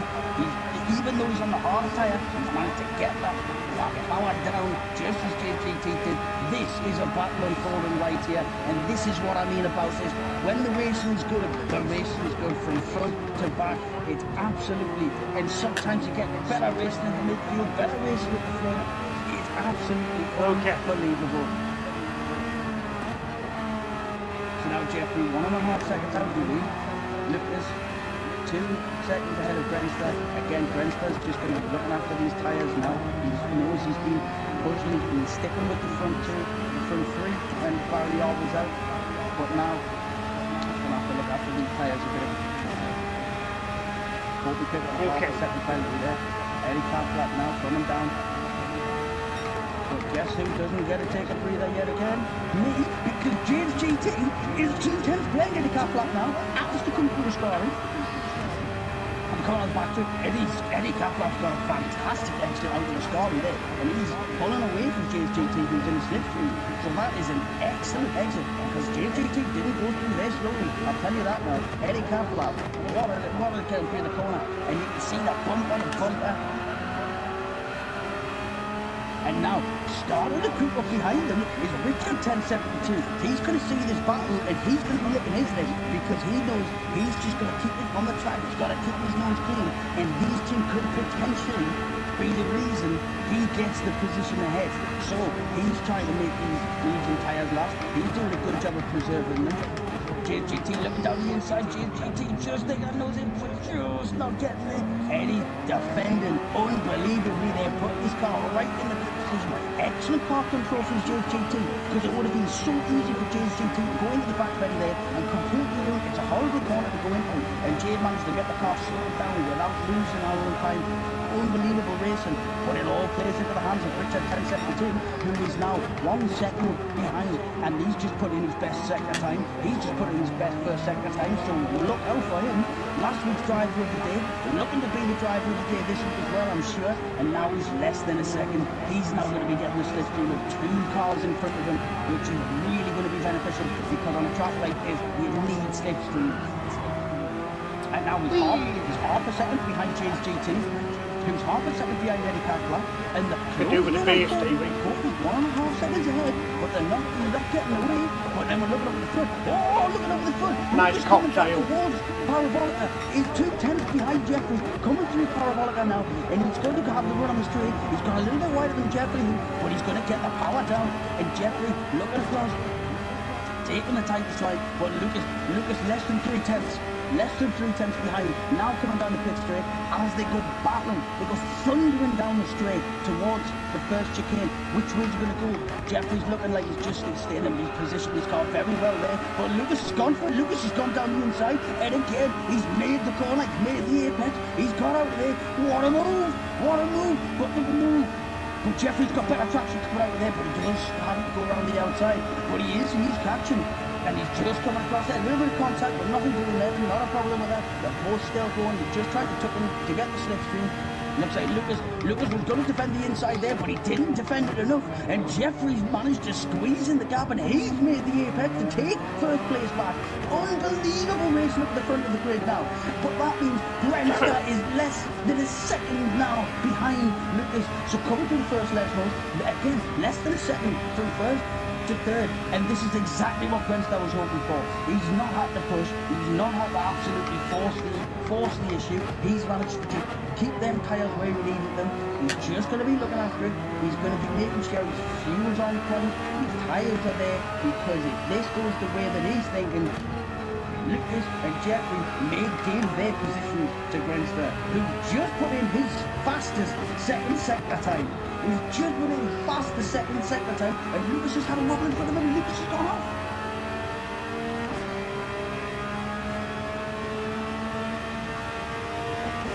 That is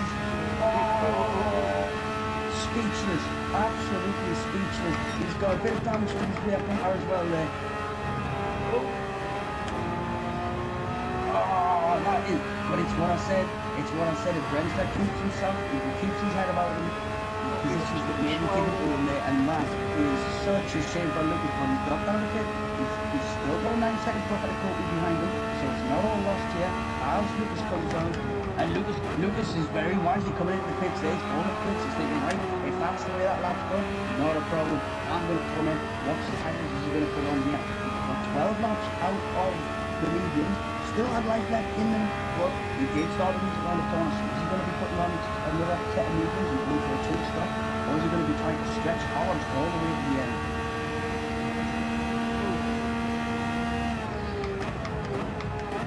Meanwhile, we've got a battle. Richard 1072 has closed the gap on James 72.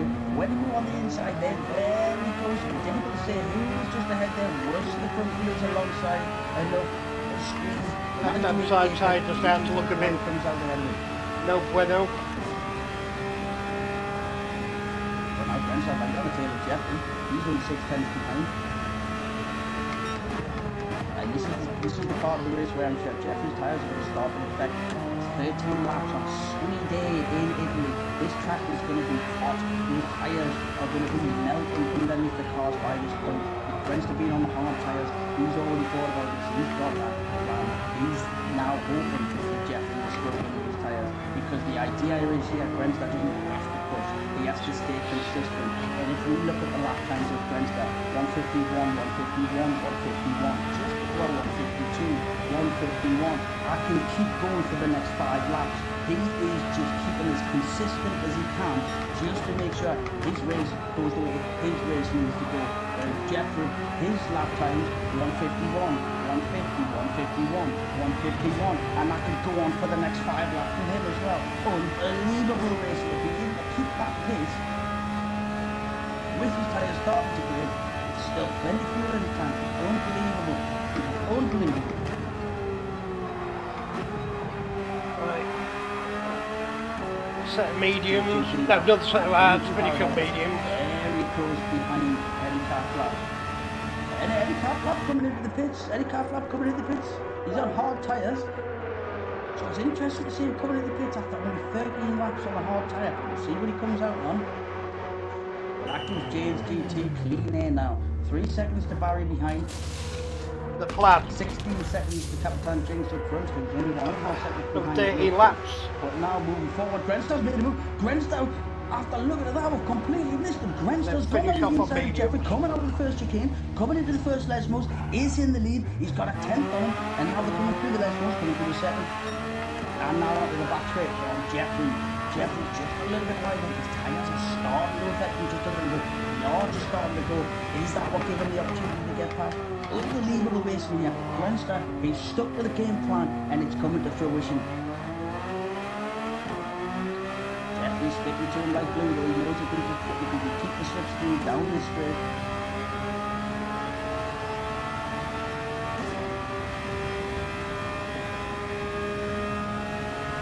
And he's doing it. He's staying in the slipstream. Oh, 4/10.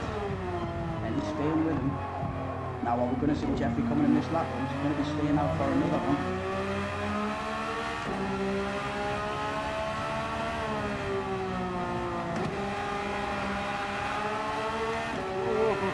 Very close to looking towards the pit lane there. He's never going to go in.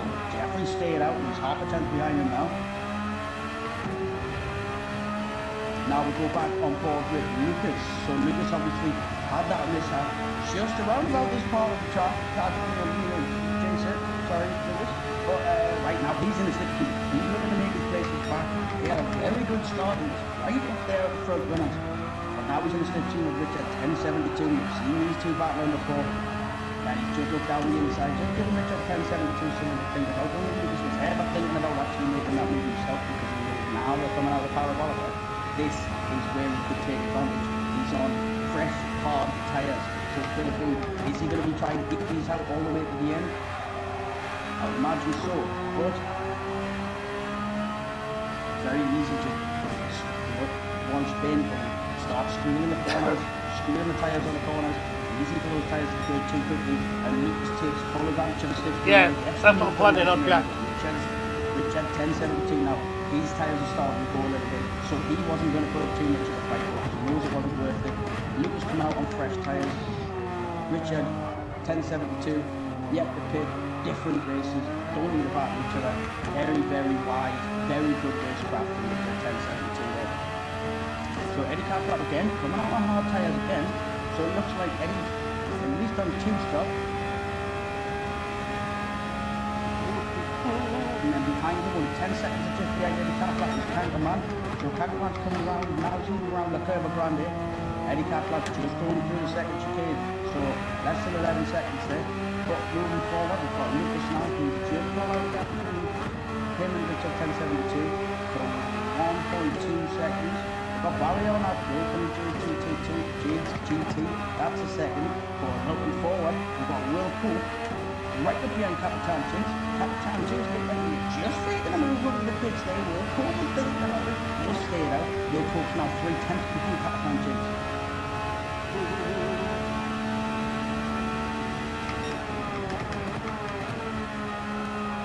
Captain James takes the optimum line going through. Will Pope just by his tyres are starting very well. It looks like Will Pope might have had a bit more wear on his tyres than Captain James. Captain James looking after the tyres very well. He's still looking pretty good from what I can see. Now Brent's 1.3 seconds into Jeffrey's tyres. Jeffrey's going to point of the race with the heat. You find it's the left side, it's the back left that starts to go first. The weight of the engine, the back of the car, as well as the rear wheel drive. You see the car, so it's almost like a sprinter slipping out of the blocks. The rear leg fits all the way, longing forward, and that's what the back left tyre is doing when it comes to accelerating out of these fast right-hand corners. Oh, I'm not sure what happened there. The big barrier right up behind GT. I don't know, he's gone off. I'm not sure if there was contact or whether it was avoiding or whether he just got it. Again, we'll have a look at it after. Make sure it's what it is. But GT now a 3-second cover. But now catching up. So Cody's the driver ahead of Lucas now. Lucas only 8/10 behind Cody. Both on relatively fresh tyres.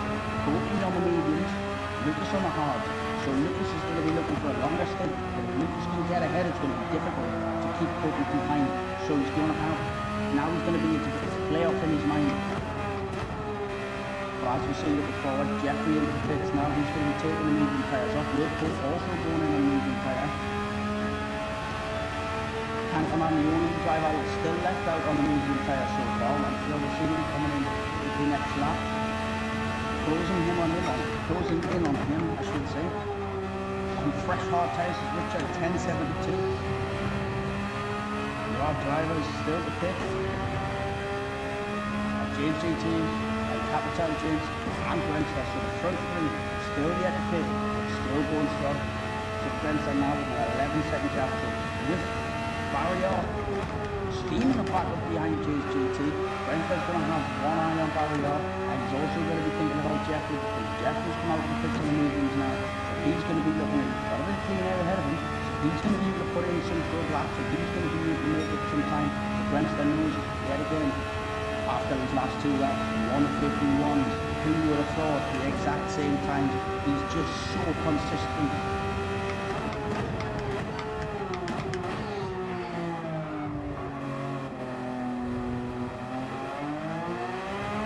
Barry up close, within a second, James GT now. James GT are starting to go. The tyres are really going for James GT now.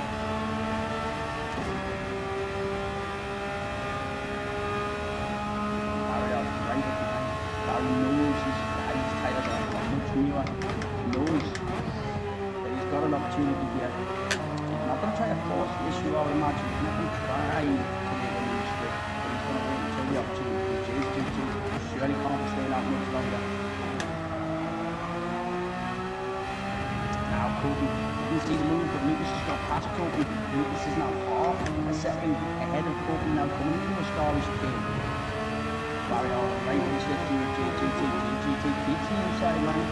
Is that a defensive move, or is that because you're going to feel the move of the pit? Barry's gone round the outside, regardless of paranoia, regardless of whether GT's coming to the pits or not. Barrier's gone round the outside. What a move! That is bravery, that is skill, that is exceptional. But now, having pitted on fresh medium tyres now, Barry has Jeffrey less than a second behind him. Less than a second behind him. And with fresh mediums, Jeffrey's going to be looking to try and clear Barry as fast as he can. He doesn't want to take any unnecessary tyre degradation. Do that. When he's slowed down, he's going to be trying to make moves here, but he knows he can't force it, otherwise he's going to ruin the race. Brentford, 14 seconds in the lead now. His tyres are still looking good. His last lap, believe it or not, was a 1:51. He's got surgical precision, this man. He's like a surgeon behind the wheel. It is unbelievable. Now Jeffrey is on the heels of Barrier. Barrier just 3/10 ahead of Jeffrey now. As we come through the Lesmans, they're coming like that tight one, and he's just nailed that apex, and he's got an excellent run out of there. Jeffrey's got a brilliant run. Barrier just a little bit more as he went wide. Barrier making himself very clear as to where he was going there. Excellent driving that from Barry. Knowing that there was no need to defend that because he knows that he was there with the tyre advantage, and Jeffrey flashes the lights in appreciation. That is sportsmanship at its finest. That is absolutely, that's how you do it. That is what I was expecting from these guys. Unbelievable respect between them. Now, Lucas pushing on these hard tyres. He's managed to clear the gap of 3 seconds ahead of Courtney behind him. As the driver behind, as the different pit stop strategies are coming into play now, see that it's starting to become larger gaps in the field. 3 seconds from Tankerman to Richard in 10th place. JGT 7 seconds ahead of him. Catflap 8 seconds ahead of JGT. Will Cope 12 seconds ahead of Catflap. 3 seconds ahead of Cope. 3 to Lucas and 4 at the front. Now that's where the spread is. 4th and 3rd, Barrier and Jeffrey. Barrier again very sensibly just moving aside, making very clear not to slow Jeffrey down because Barrier's on a different strategy. Barrier's race is not with Jeffrey right now. Barry's race right now is with himself. He needs to stay consistent. He needs to keep these tyres as long as he can, and he needs to keep these lap times as consistent as he can. That is Barrier's key to success. Whereas Jeffrey now, fresh mediums, he's going to be thinking, and start pushing because Capitan Jinx ahead of him on the hard tyres. Those tyres aren't going to last much longer. So Jeffrey knows if he can start to push, if he can move the most of these medium tyres while the fresh. I forgot you've got up there. Not used to this camera light. Of coming out on top of Capitan Jinx, if not ahead of Capitan Jinx after the pit stop. But again, Renster, he's very similar. He's looked after his hard tyres very well. He's looking to fuel as well. He's looking good. But 33 seconds behind is Jeffrey. He's absolutely flying on his mediums. Is he going to make up enough time to jump the pack? Is he going to get ahead of them while they're in the pits? 34 seconds behind.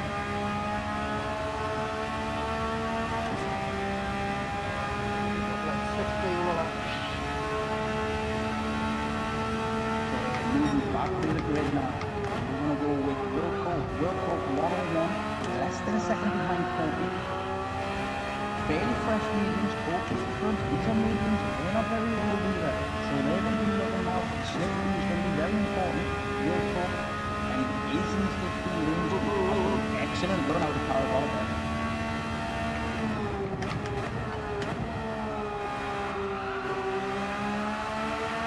So Will Cope now on his feet.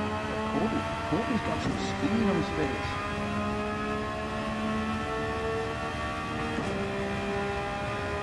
Time we get to lap 28-ish. Speed difference there. Again, it was literally like pits, what we long. see from Lucas. Only quick straight line speed. There's a few reasons that could be, they've got the down 4 seconds maybe, but as well, if one driver is going for a 2-stop, I'm actually sweating. might not have fueled at the end of the first stop, and you gotta think, there's a lot of fuel. The difference between 10 Now we're getting warm in this room, or I'm having a stroke. Is massive. That's why when you look at lap times, you see consistency. So the tyres start to drop off, but the car gets lighter. So you see his tyres degrade. They are the same. Like we'll have a look at Lucas, for example, now he's on the hard tyres. There's not a lot of degradation yet. 152, 52, 52, 52, 52, just over 53. And that is excellent consistency. But now Capitan Jinx goes past Renster while he's in the pits. Renster now. Renster's got 20 laps out, right? He's changing tyres. And Barry now coming round power bar. Barry's coming around power bar. And is he going to get the jump? Renster's come out of the pit lane there. So Jeffrey. Capitan Jinx gets the jump. Capitan Jinx now in first place. Capitan Jinx has been a long time on those hard tyres. Renster, he's come out 9 seconds ahead of Jeffrey there, who's only 2 seconds ahead now of Barrier. So Renster still with a 9-second buffer. He's on the medium tyres now, so he's going to be looking to go to the end on those tyres. He's gone for a 1-stop, and at the moment it looks like that could be an excellent shout. Not necessarily for everyone. It's a very, very, very particular task to be able to make the tyres last as long as you can while naming the lap times that you've done. I think with Renster, you'll be able to see on the overlay on the screen, if you look to the right on Renster's lap time, the consistency is, like I say, surgical, absolutely clinical.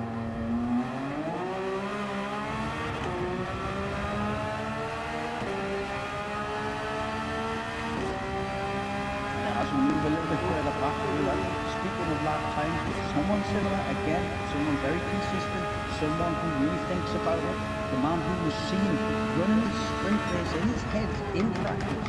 Look at his lap times as well. Lucas, TCR Lucas, look at his lap times. Look, They may have just picked up a penalty. 52, and then the last one, Nope. only 3 53, which is very good. And it's that level of consistency that's pulled him back from 10th place. We've got to remember that earlier on in the race, Lucas' car was facing the wrong way at the top of the straight come out of the story. Now we're looking, and he's in 5th place. His tyres are in good shape, and his laps are bang on where they need to be. And that's what consistency can do for you, up to 5th place. Now we'll focus right up to the court with him. They'll have to serve a penalty. So that is unfortunate, but that means we will be one short down the straight, so we won't be worried about any Catflap-racing. But any Catflap on the harder tyre means that unless we'll hope to make this movement last till the end, which will be a very tough task, possible, very tough task. Any Catflap can be making a difference because any Catflap, I think he's going to feel pretty comfortable that he can get to the end of the race on these hard tyres now. If he can't, it means he's come out on a soft, so he's going to be aggressive when he comes out of the pit. Sounds like Tina. Chat! So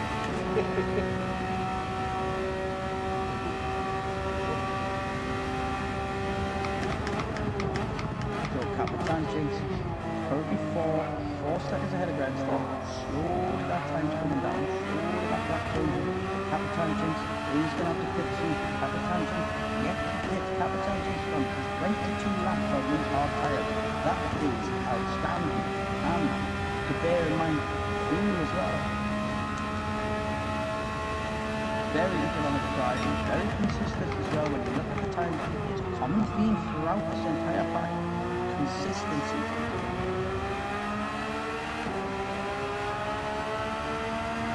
So coming around Parabolica, Capitan Jinx now, keeping a very tight line, and if it's the Capitan comes, which means Renster now back into 1st place, and he's just put in the fastest lap now on mediums, down to Renster's consistency. What do you reckon, Jackhammer?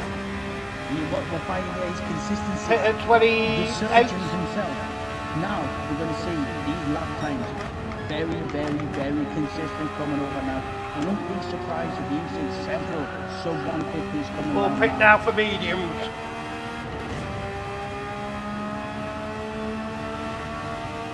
That is an outstanding fastest lap. Unbelievable. And on medium tyres as well, you've got to think qualifying time was set on soft tyres. And he's just done that on medium. But and he's a bit better fuel in the car, but regardless, unbelievable tyre setting. 9 laps to go.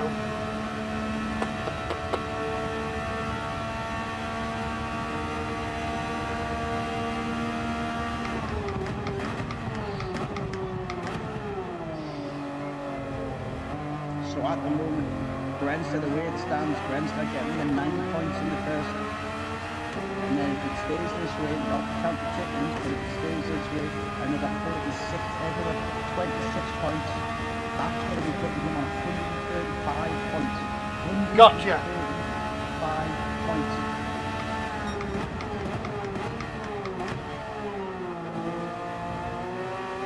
Currently where it stands as well. That's going to put, and that's going to help Jeffrey out as well. As Jeffrey manages to finish this in 2nd place, he can make these tyres last till the end now. It's going to be a very difficult task. If Jeffrey manages to stay in this position, he's going to be on 93 points. No, I was terrible, man. He's not going to be on 93 points. Capitan Jinx will be, if he manages to clear Barrier, he is on the hard tyre for Capitan Jinx, and in the fresh medium, that's not impossible. Capitan Jinx could be looking at keeping this 2nd place in the mid-table right now. Only a few points in it, very close up to the top, but it's even closer in the midfield. At the minute, 4 to 9 block, Lucas on 36, Kobe on 28, Richard 1072 on 26, Will Pope on 24, James GT on 23. So there is every single point matters, especially coming down to it. There is points available for every place on the grid, so it all comes down to it. And there's 2 more rounds after this one, so we're in the second half of the season already now, so this is where it really comes down to it. Eddie Catflap, 50 points to him, so he's 14 ahead of Lucas. Bear in mind, Lucas didn't race in the first race. Lucas missed the first race, so he's done really well to get 36 points from 2 races so far. Mihai GT, that's going to be a big one. Mihai GT missing from the races tonight as well as Old Man Steve. Old Man Steve currently in the lead, sitting 4th with 62 points. Mihai sitting 5th with 60 points. No points for either driver tonight. So that means if Eddie Catflap scores 12 points, Eddie Catflap's in 4th place. Bottom 6, similar with Lucas. Lucas continues to close these gaps. Lucas stays where he is. He's going to put himself in a much better position in the league because Old Man Steve and Mihai again not scoring any points.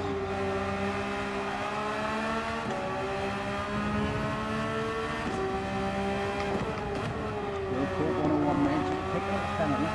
He's got a 1 second penalty in, so he's going to be forced to slow down on the next straight.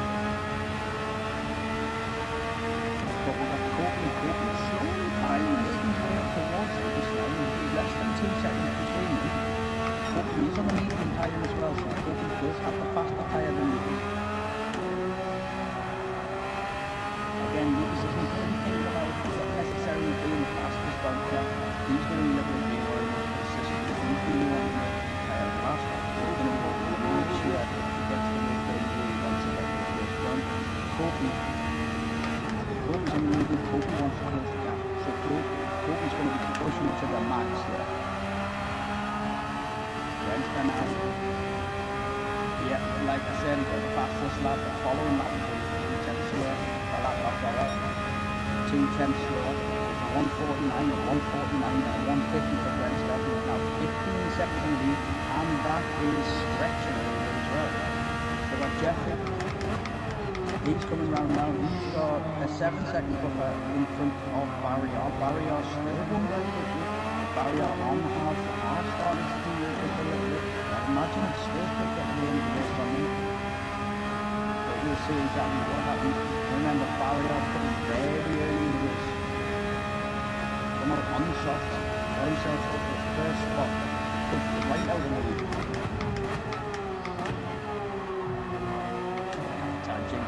Fresh medium set, the best sacks I've had. Capitan Jinx, the best middle set I've just been set there on the fresh medium. So Capitan Jinx is lying, and the gap between Capitan and Barry is coming down slightly. Well, it's understandable that Barry's tyre away, but he's had them on for a long time. Capitan Jinx with fresh tyres. It's going to be interesting to see how that goes. Jeffrey now coming to take the mediums off. Jeffrey now coming in to take the mediums off. Are we going to see the second soft runner of the night? It's only the second, it's only 2 people.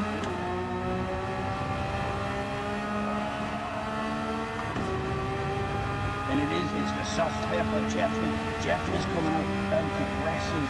Jeffrey now he's got tyres to burn. He's got tyres to burn. And you know, when you look, Capitan Jinx is on fresh medium, 6 seconds on fresh medium, so it's a tough task for Jeffrey. We've seen Jeffrey before, we know what he's like. Jeffrey's been very consistent, keeping his lap times the same. That's gone out the window now for Jeffrey. It's not about consistency anymore, it's about foot down, it's about making this gap as small as you can to make sure you can leave available by the end of the race. And I'm not going to be surprised if he manages to pull it off. Oh, but he's just got by the curse of the commentator, sorry, Jeffrey. Managed to keep it together. Really tires been getting some heat into them at the moment. Not any heat in them. Both can see Eddie Catflap. Eddie Catflap 1.3 seconds ahead of him now. GT coming in fifth. And GT went out as well on fresh soft. GT saved that part again onto the fresh soft. GT is going to be pushing, but with Teddy 72 with a gap out ahead on the hard tyres, and he's preserving his tyres well. So he's going to be at the end here because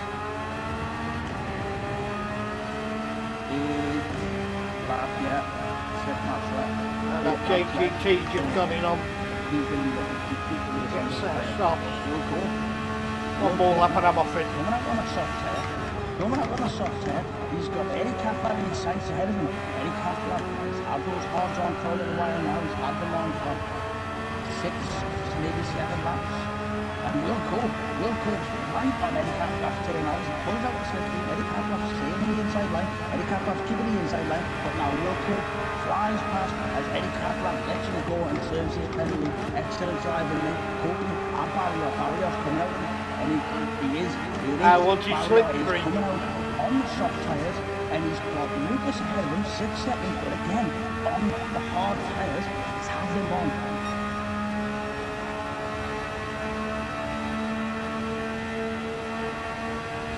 Had him on for a little while, yes, so Barrio, that's 6 seconds. Isn't as big as it sounds when you've got a one hard tyre and a fresh, soft tyre. And Barrio's not going to be bothered about preserving his tyre. One big, 7 laps to go. He knows he's got 7 laps to kill these tyres, and he needs to kill these tyres to get that gap down. Jeffrey doing the same thing, gap less than 6 seconds ahead of him now to Captain Jake. But with all of this going on behind, with everything that's happening now on the nearing tyres, it's the surgeon himself who's up at the front, still setting 149s, still setting last 3 laps consecutive 149 in the last 6 laps. There's only one lap that was not the 149s, and that's a 150.065. Unbelievable. There's no reason he's 30 seconds out ahead, and it's not Going in 1 lap early. Jeffrey, unbelievable driver, pushed him all the way. He's been several races in the past, but already away. There's Captain Jinx. Captain Jinx has been on the podium so many times, several times.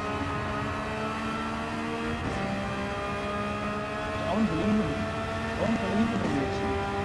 But it is surgical precision. Nailing the time, nailing the effective. But now, Jeffrey goes half a second on Captain Jinx now. Doesn't seem like too much. But when you put over 7, maybe 8 laps, now all of a sudden you're in slipstream. So big, that is big.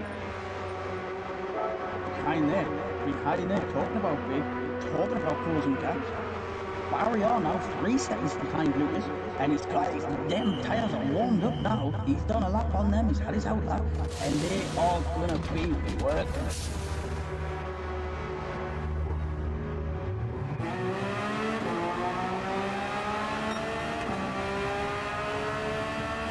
So Barrio really pushing now, really going to get done. Oh my word! Kankaman luckily goes to because Kankaman in the middle of the track facing the wrong way. Oh.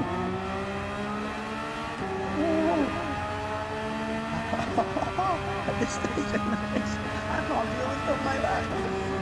Very unfortunate. I didn't see what happened to Kankaman because anyone who's facing the wrong way on track. Heart in mouth moments. Speaking of heart in mouth, Barrio now less than 2 seconds. Barrio 1.1 second behind Lucas. He's drawing him in. It's like he's got a bite on the roof and he's just tightening the wheel, pulling him in, and Lucas is pulling as much as he can. But Barrio's not letting him go. It's less than a second now. 8 tenths. Now it's down to 7 tenths, and now as they come on to the pit straight. See Barrio on the short side of the track, making it the shortest, making it the quickest distance. He's just set his best time there. He's just set a 149.7 and a 149.7. That's 2 tenths off Brent's fastest lap. So that is phenomenal when you think of the schools these guys are going, and that takes down half a second behind Lucas now. And Lucas really has worked up for 5 laps. Lucas got his level. Now, as Lucas just giving him the space because he knows the tyre example is there, that's exactly what I think he was doing. I thought at first he might have been defending so that he could keep the inside line and going into the chicane. But what I think we do this is we like more of a barrier on these brand new softs. Is it worth defending the corner like that? No, I don't think it is. Is it worth trying Can to we catch Ricky? Maybe.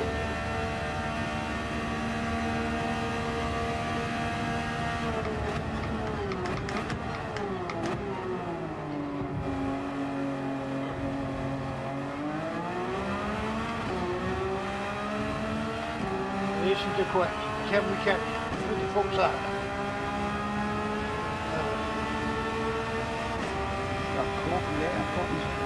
Last night, Courtney said, fastest lap of the race for himself. He's on the soft, so he's pushing on the soft as well. Look up ahead of him, also on the soft. Will go a little bit more. Hope his tyres are a bit more fresh, but we might be able to close the gap a little bit. We'll see how that goes. Barriado, those soft tyres are absolutely equal. Nearly 3 seconds ahead of Lucas now.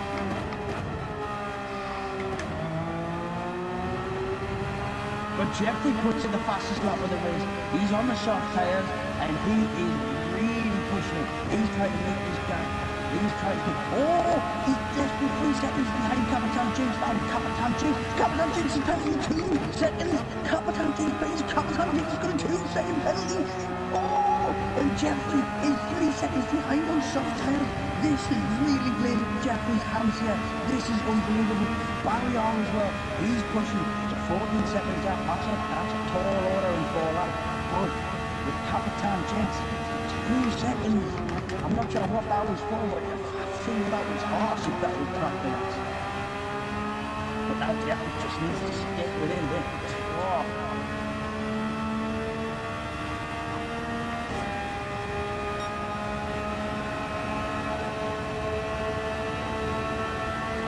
So Jeffrey now, look Jeffrey. Jeffrey's 2 to 10 seconds behind Capitan James. They're going up towards the Scully. As they come into the Scully, the gap is 2.7 seconds. It's a 2.7 second gap between Jeffrey and Capitan. But now, coming down the straight, we've got Jeffrey. He's going to be right on the tail of Capitan.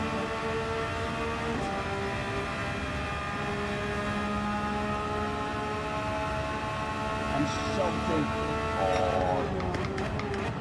I was worried there, Capitan James left, or might have been disconnected. But as a result now, because of that penalty, Jeffrey is now in second place. The soft tyres are starting away, but that shouldn't be necessarily a problem. Capitan James still has life in those movements. There is still life in the leading tyre. But Capitan James is only 1.5 seconds behind now, so it could be there to play for. 3 laps to go.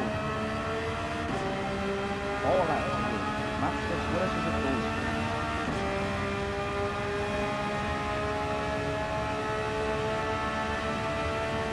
Catflap on third for softs now, so there's 3 seconds gap between him and Richard 10.72. Richard 10.72 get to the end of the race on these hard tyres. He's done very well. Look after the rest, he's going to have a strong finish. Eddie Catflap come out for 5 laps on the softs. When you've only got 5 laps on the softs, again, you don't have to worry at all about preserving those tyres. In fact, if you finish the race with those tyres left, you know you've not pushed them seconds, you've not pushed what you need to do. And Eddie Catflap now, he's going to be really going for it. And he's just put in his best lap. Eddie Catflap is going for it. He's just got his fastest lap of the race. And Richard 10.72 ahead of him, he's just going to have to keep this nice and calm, keep it steady. He tries to make any mistakes because he's going to be well aware that Eddie Catflap is flying. Eddie Catflap, oh, unbelievable end of the race, yeah, for Eddie Catflap. Brent's had to come up to the pits. I thought Brent's was going to be going to the end. I assumed Brent's was going to the end. Brent's coming out on the softs. But the buffer, the gap's big enough, I thought Jeffrey was a little bit closer coming in there. Brent's played that one. Brent's played that one to perfection. I thought he was widening that out till the end and the moving tyres, 3 more laps of the race.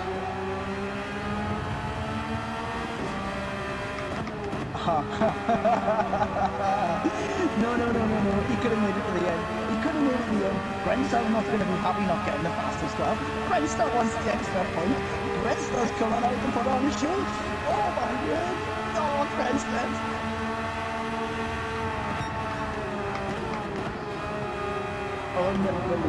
Unbelievable. Shades is Max Verstappen coming out for a 30-second. I didn't touch him. I did not touch him. I want the fastest lap. Oh, right. Yeah. Not guilty. Just an extra pit stop, fastest lap. And now I'm excited to see what this lap is going to be like. And looking through the field, this is perfect because there are a few battles closing in. Captain James is closing out, but for this following lap,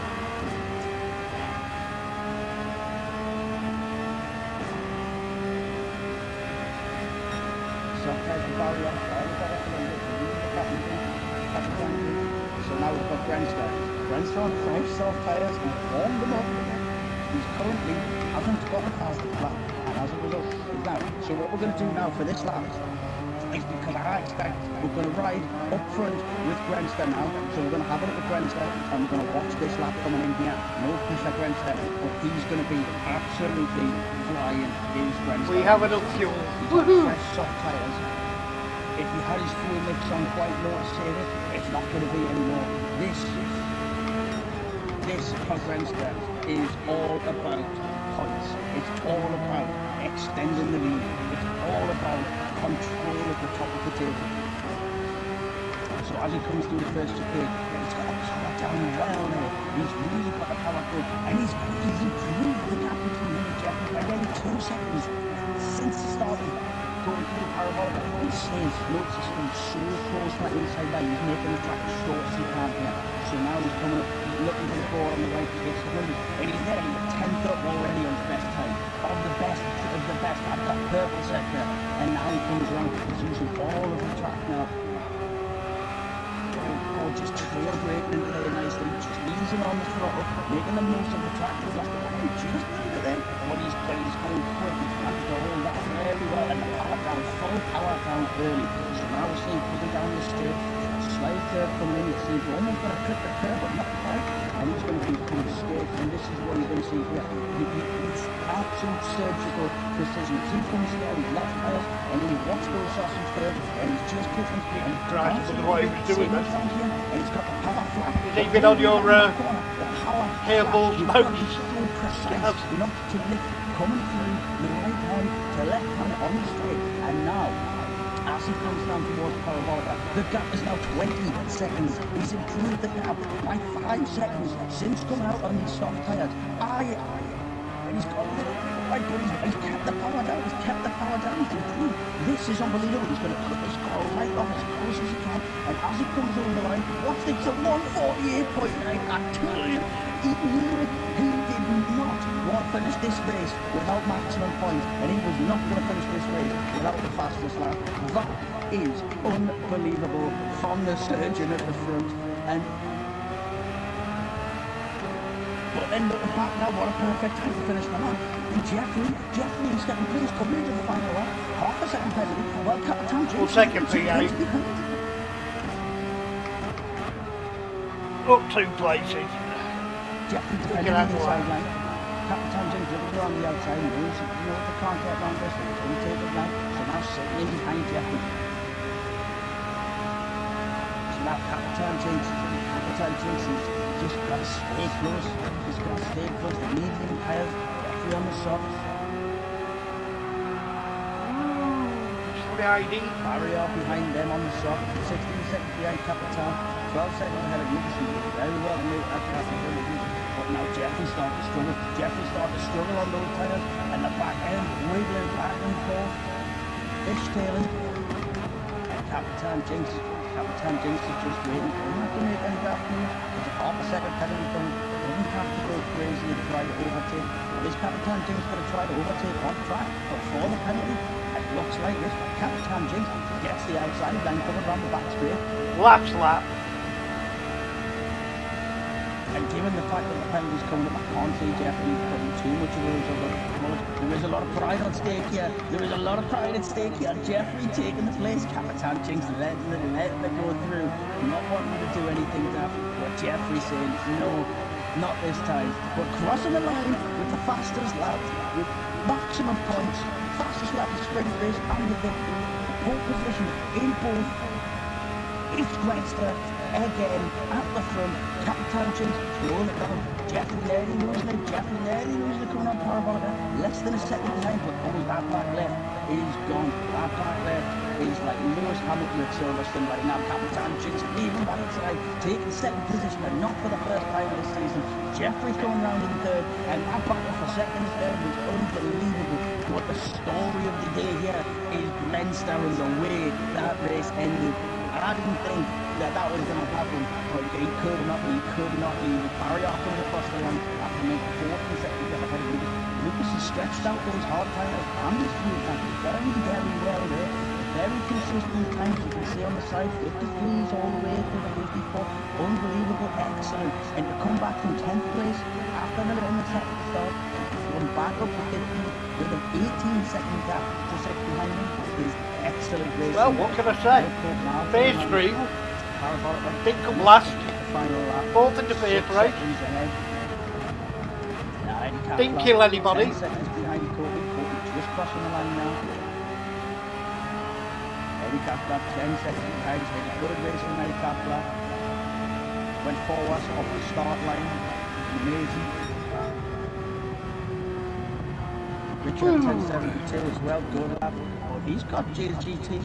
Oh, GT's just a little bit too tight there. GT's got a good run, but it's not going to be enough to slipstream over the line. But Richard 1072 and GT less than 9/10 of a second separate them.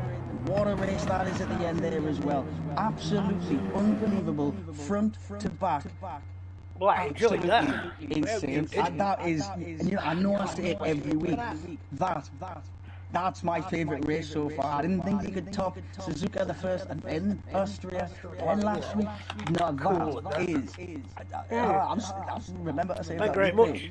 Chaps. Especially considering the way we're seeing in the sprint race, we're seeing the way that it went down. Everyone chomping at the bit, everyone fumbling and climbing over each other to get to the front, trying the best. But that is an absolute spectacle. That is hands down.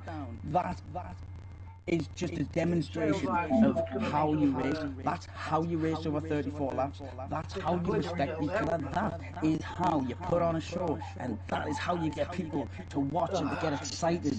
What can I say? Great success! Like that, it just had everything from the battles in the midfield, from the you know, the underdog stories. I hope I didn't embarrass you, Mrs. Sauce. Getting forward. Nadeem! Another very good performance from Eddie Catflap. They did very well in the sprint race to finish. No press-ups needed because we had no technical difficulties. Good night, Jackhammer. Thank you for joining us, mate. I appreciate it. To come back, but then again, you look at the front and the See you in the weekend, buddy. At the top, but then again, stealing the show. You see at the front, Greenster out in the lead, 30 seconds ahead. Not happy with not taking the fastest lap. So what do you do when you basically want to race? Thank you for joining me. Get some soft tires on and make a statement and just very much for joining me, John. I'm winning this race, and hats off. I rented next, you reckon? Unbelievable. So what we'll do is we'll actually have a quick chat. This is Sauce. Well, firstly, Love you more than anything, of course, my daughter. TCR, Lucas, And the rest of you degenerates, Hi, Martin. Hello. go to bed. Hello, Lucas. So, firstly, I didn't quite catch it. Do you want to, the issue that you had coming out of the story where it spun? Can you just quickly talk me through that for the people that are watching? Thank you.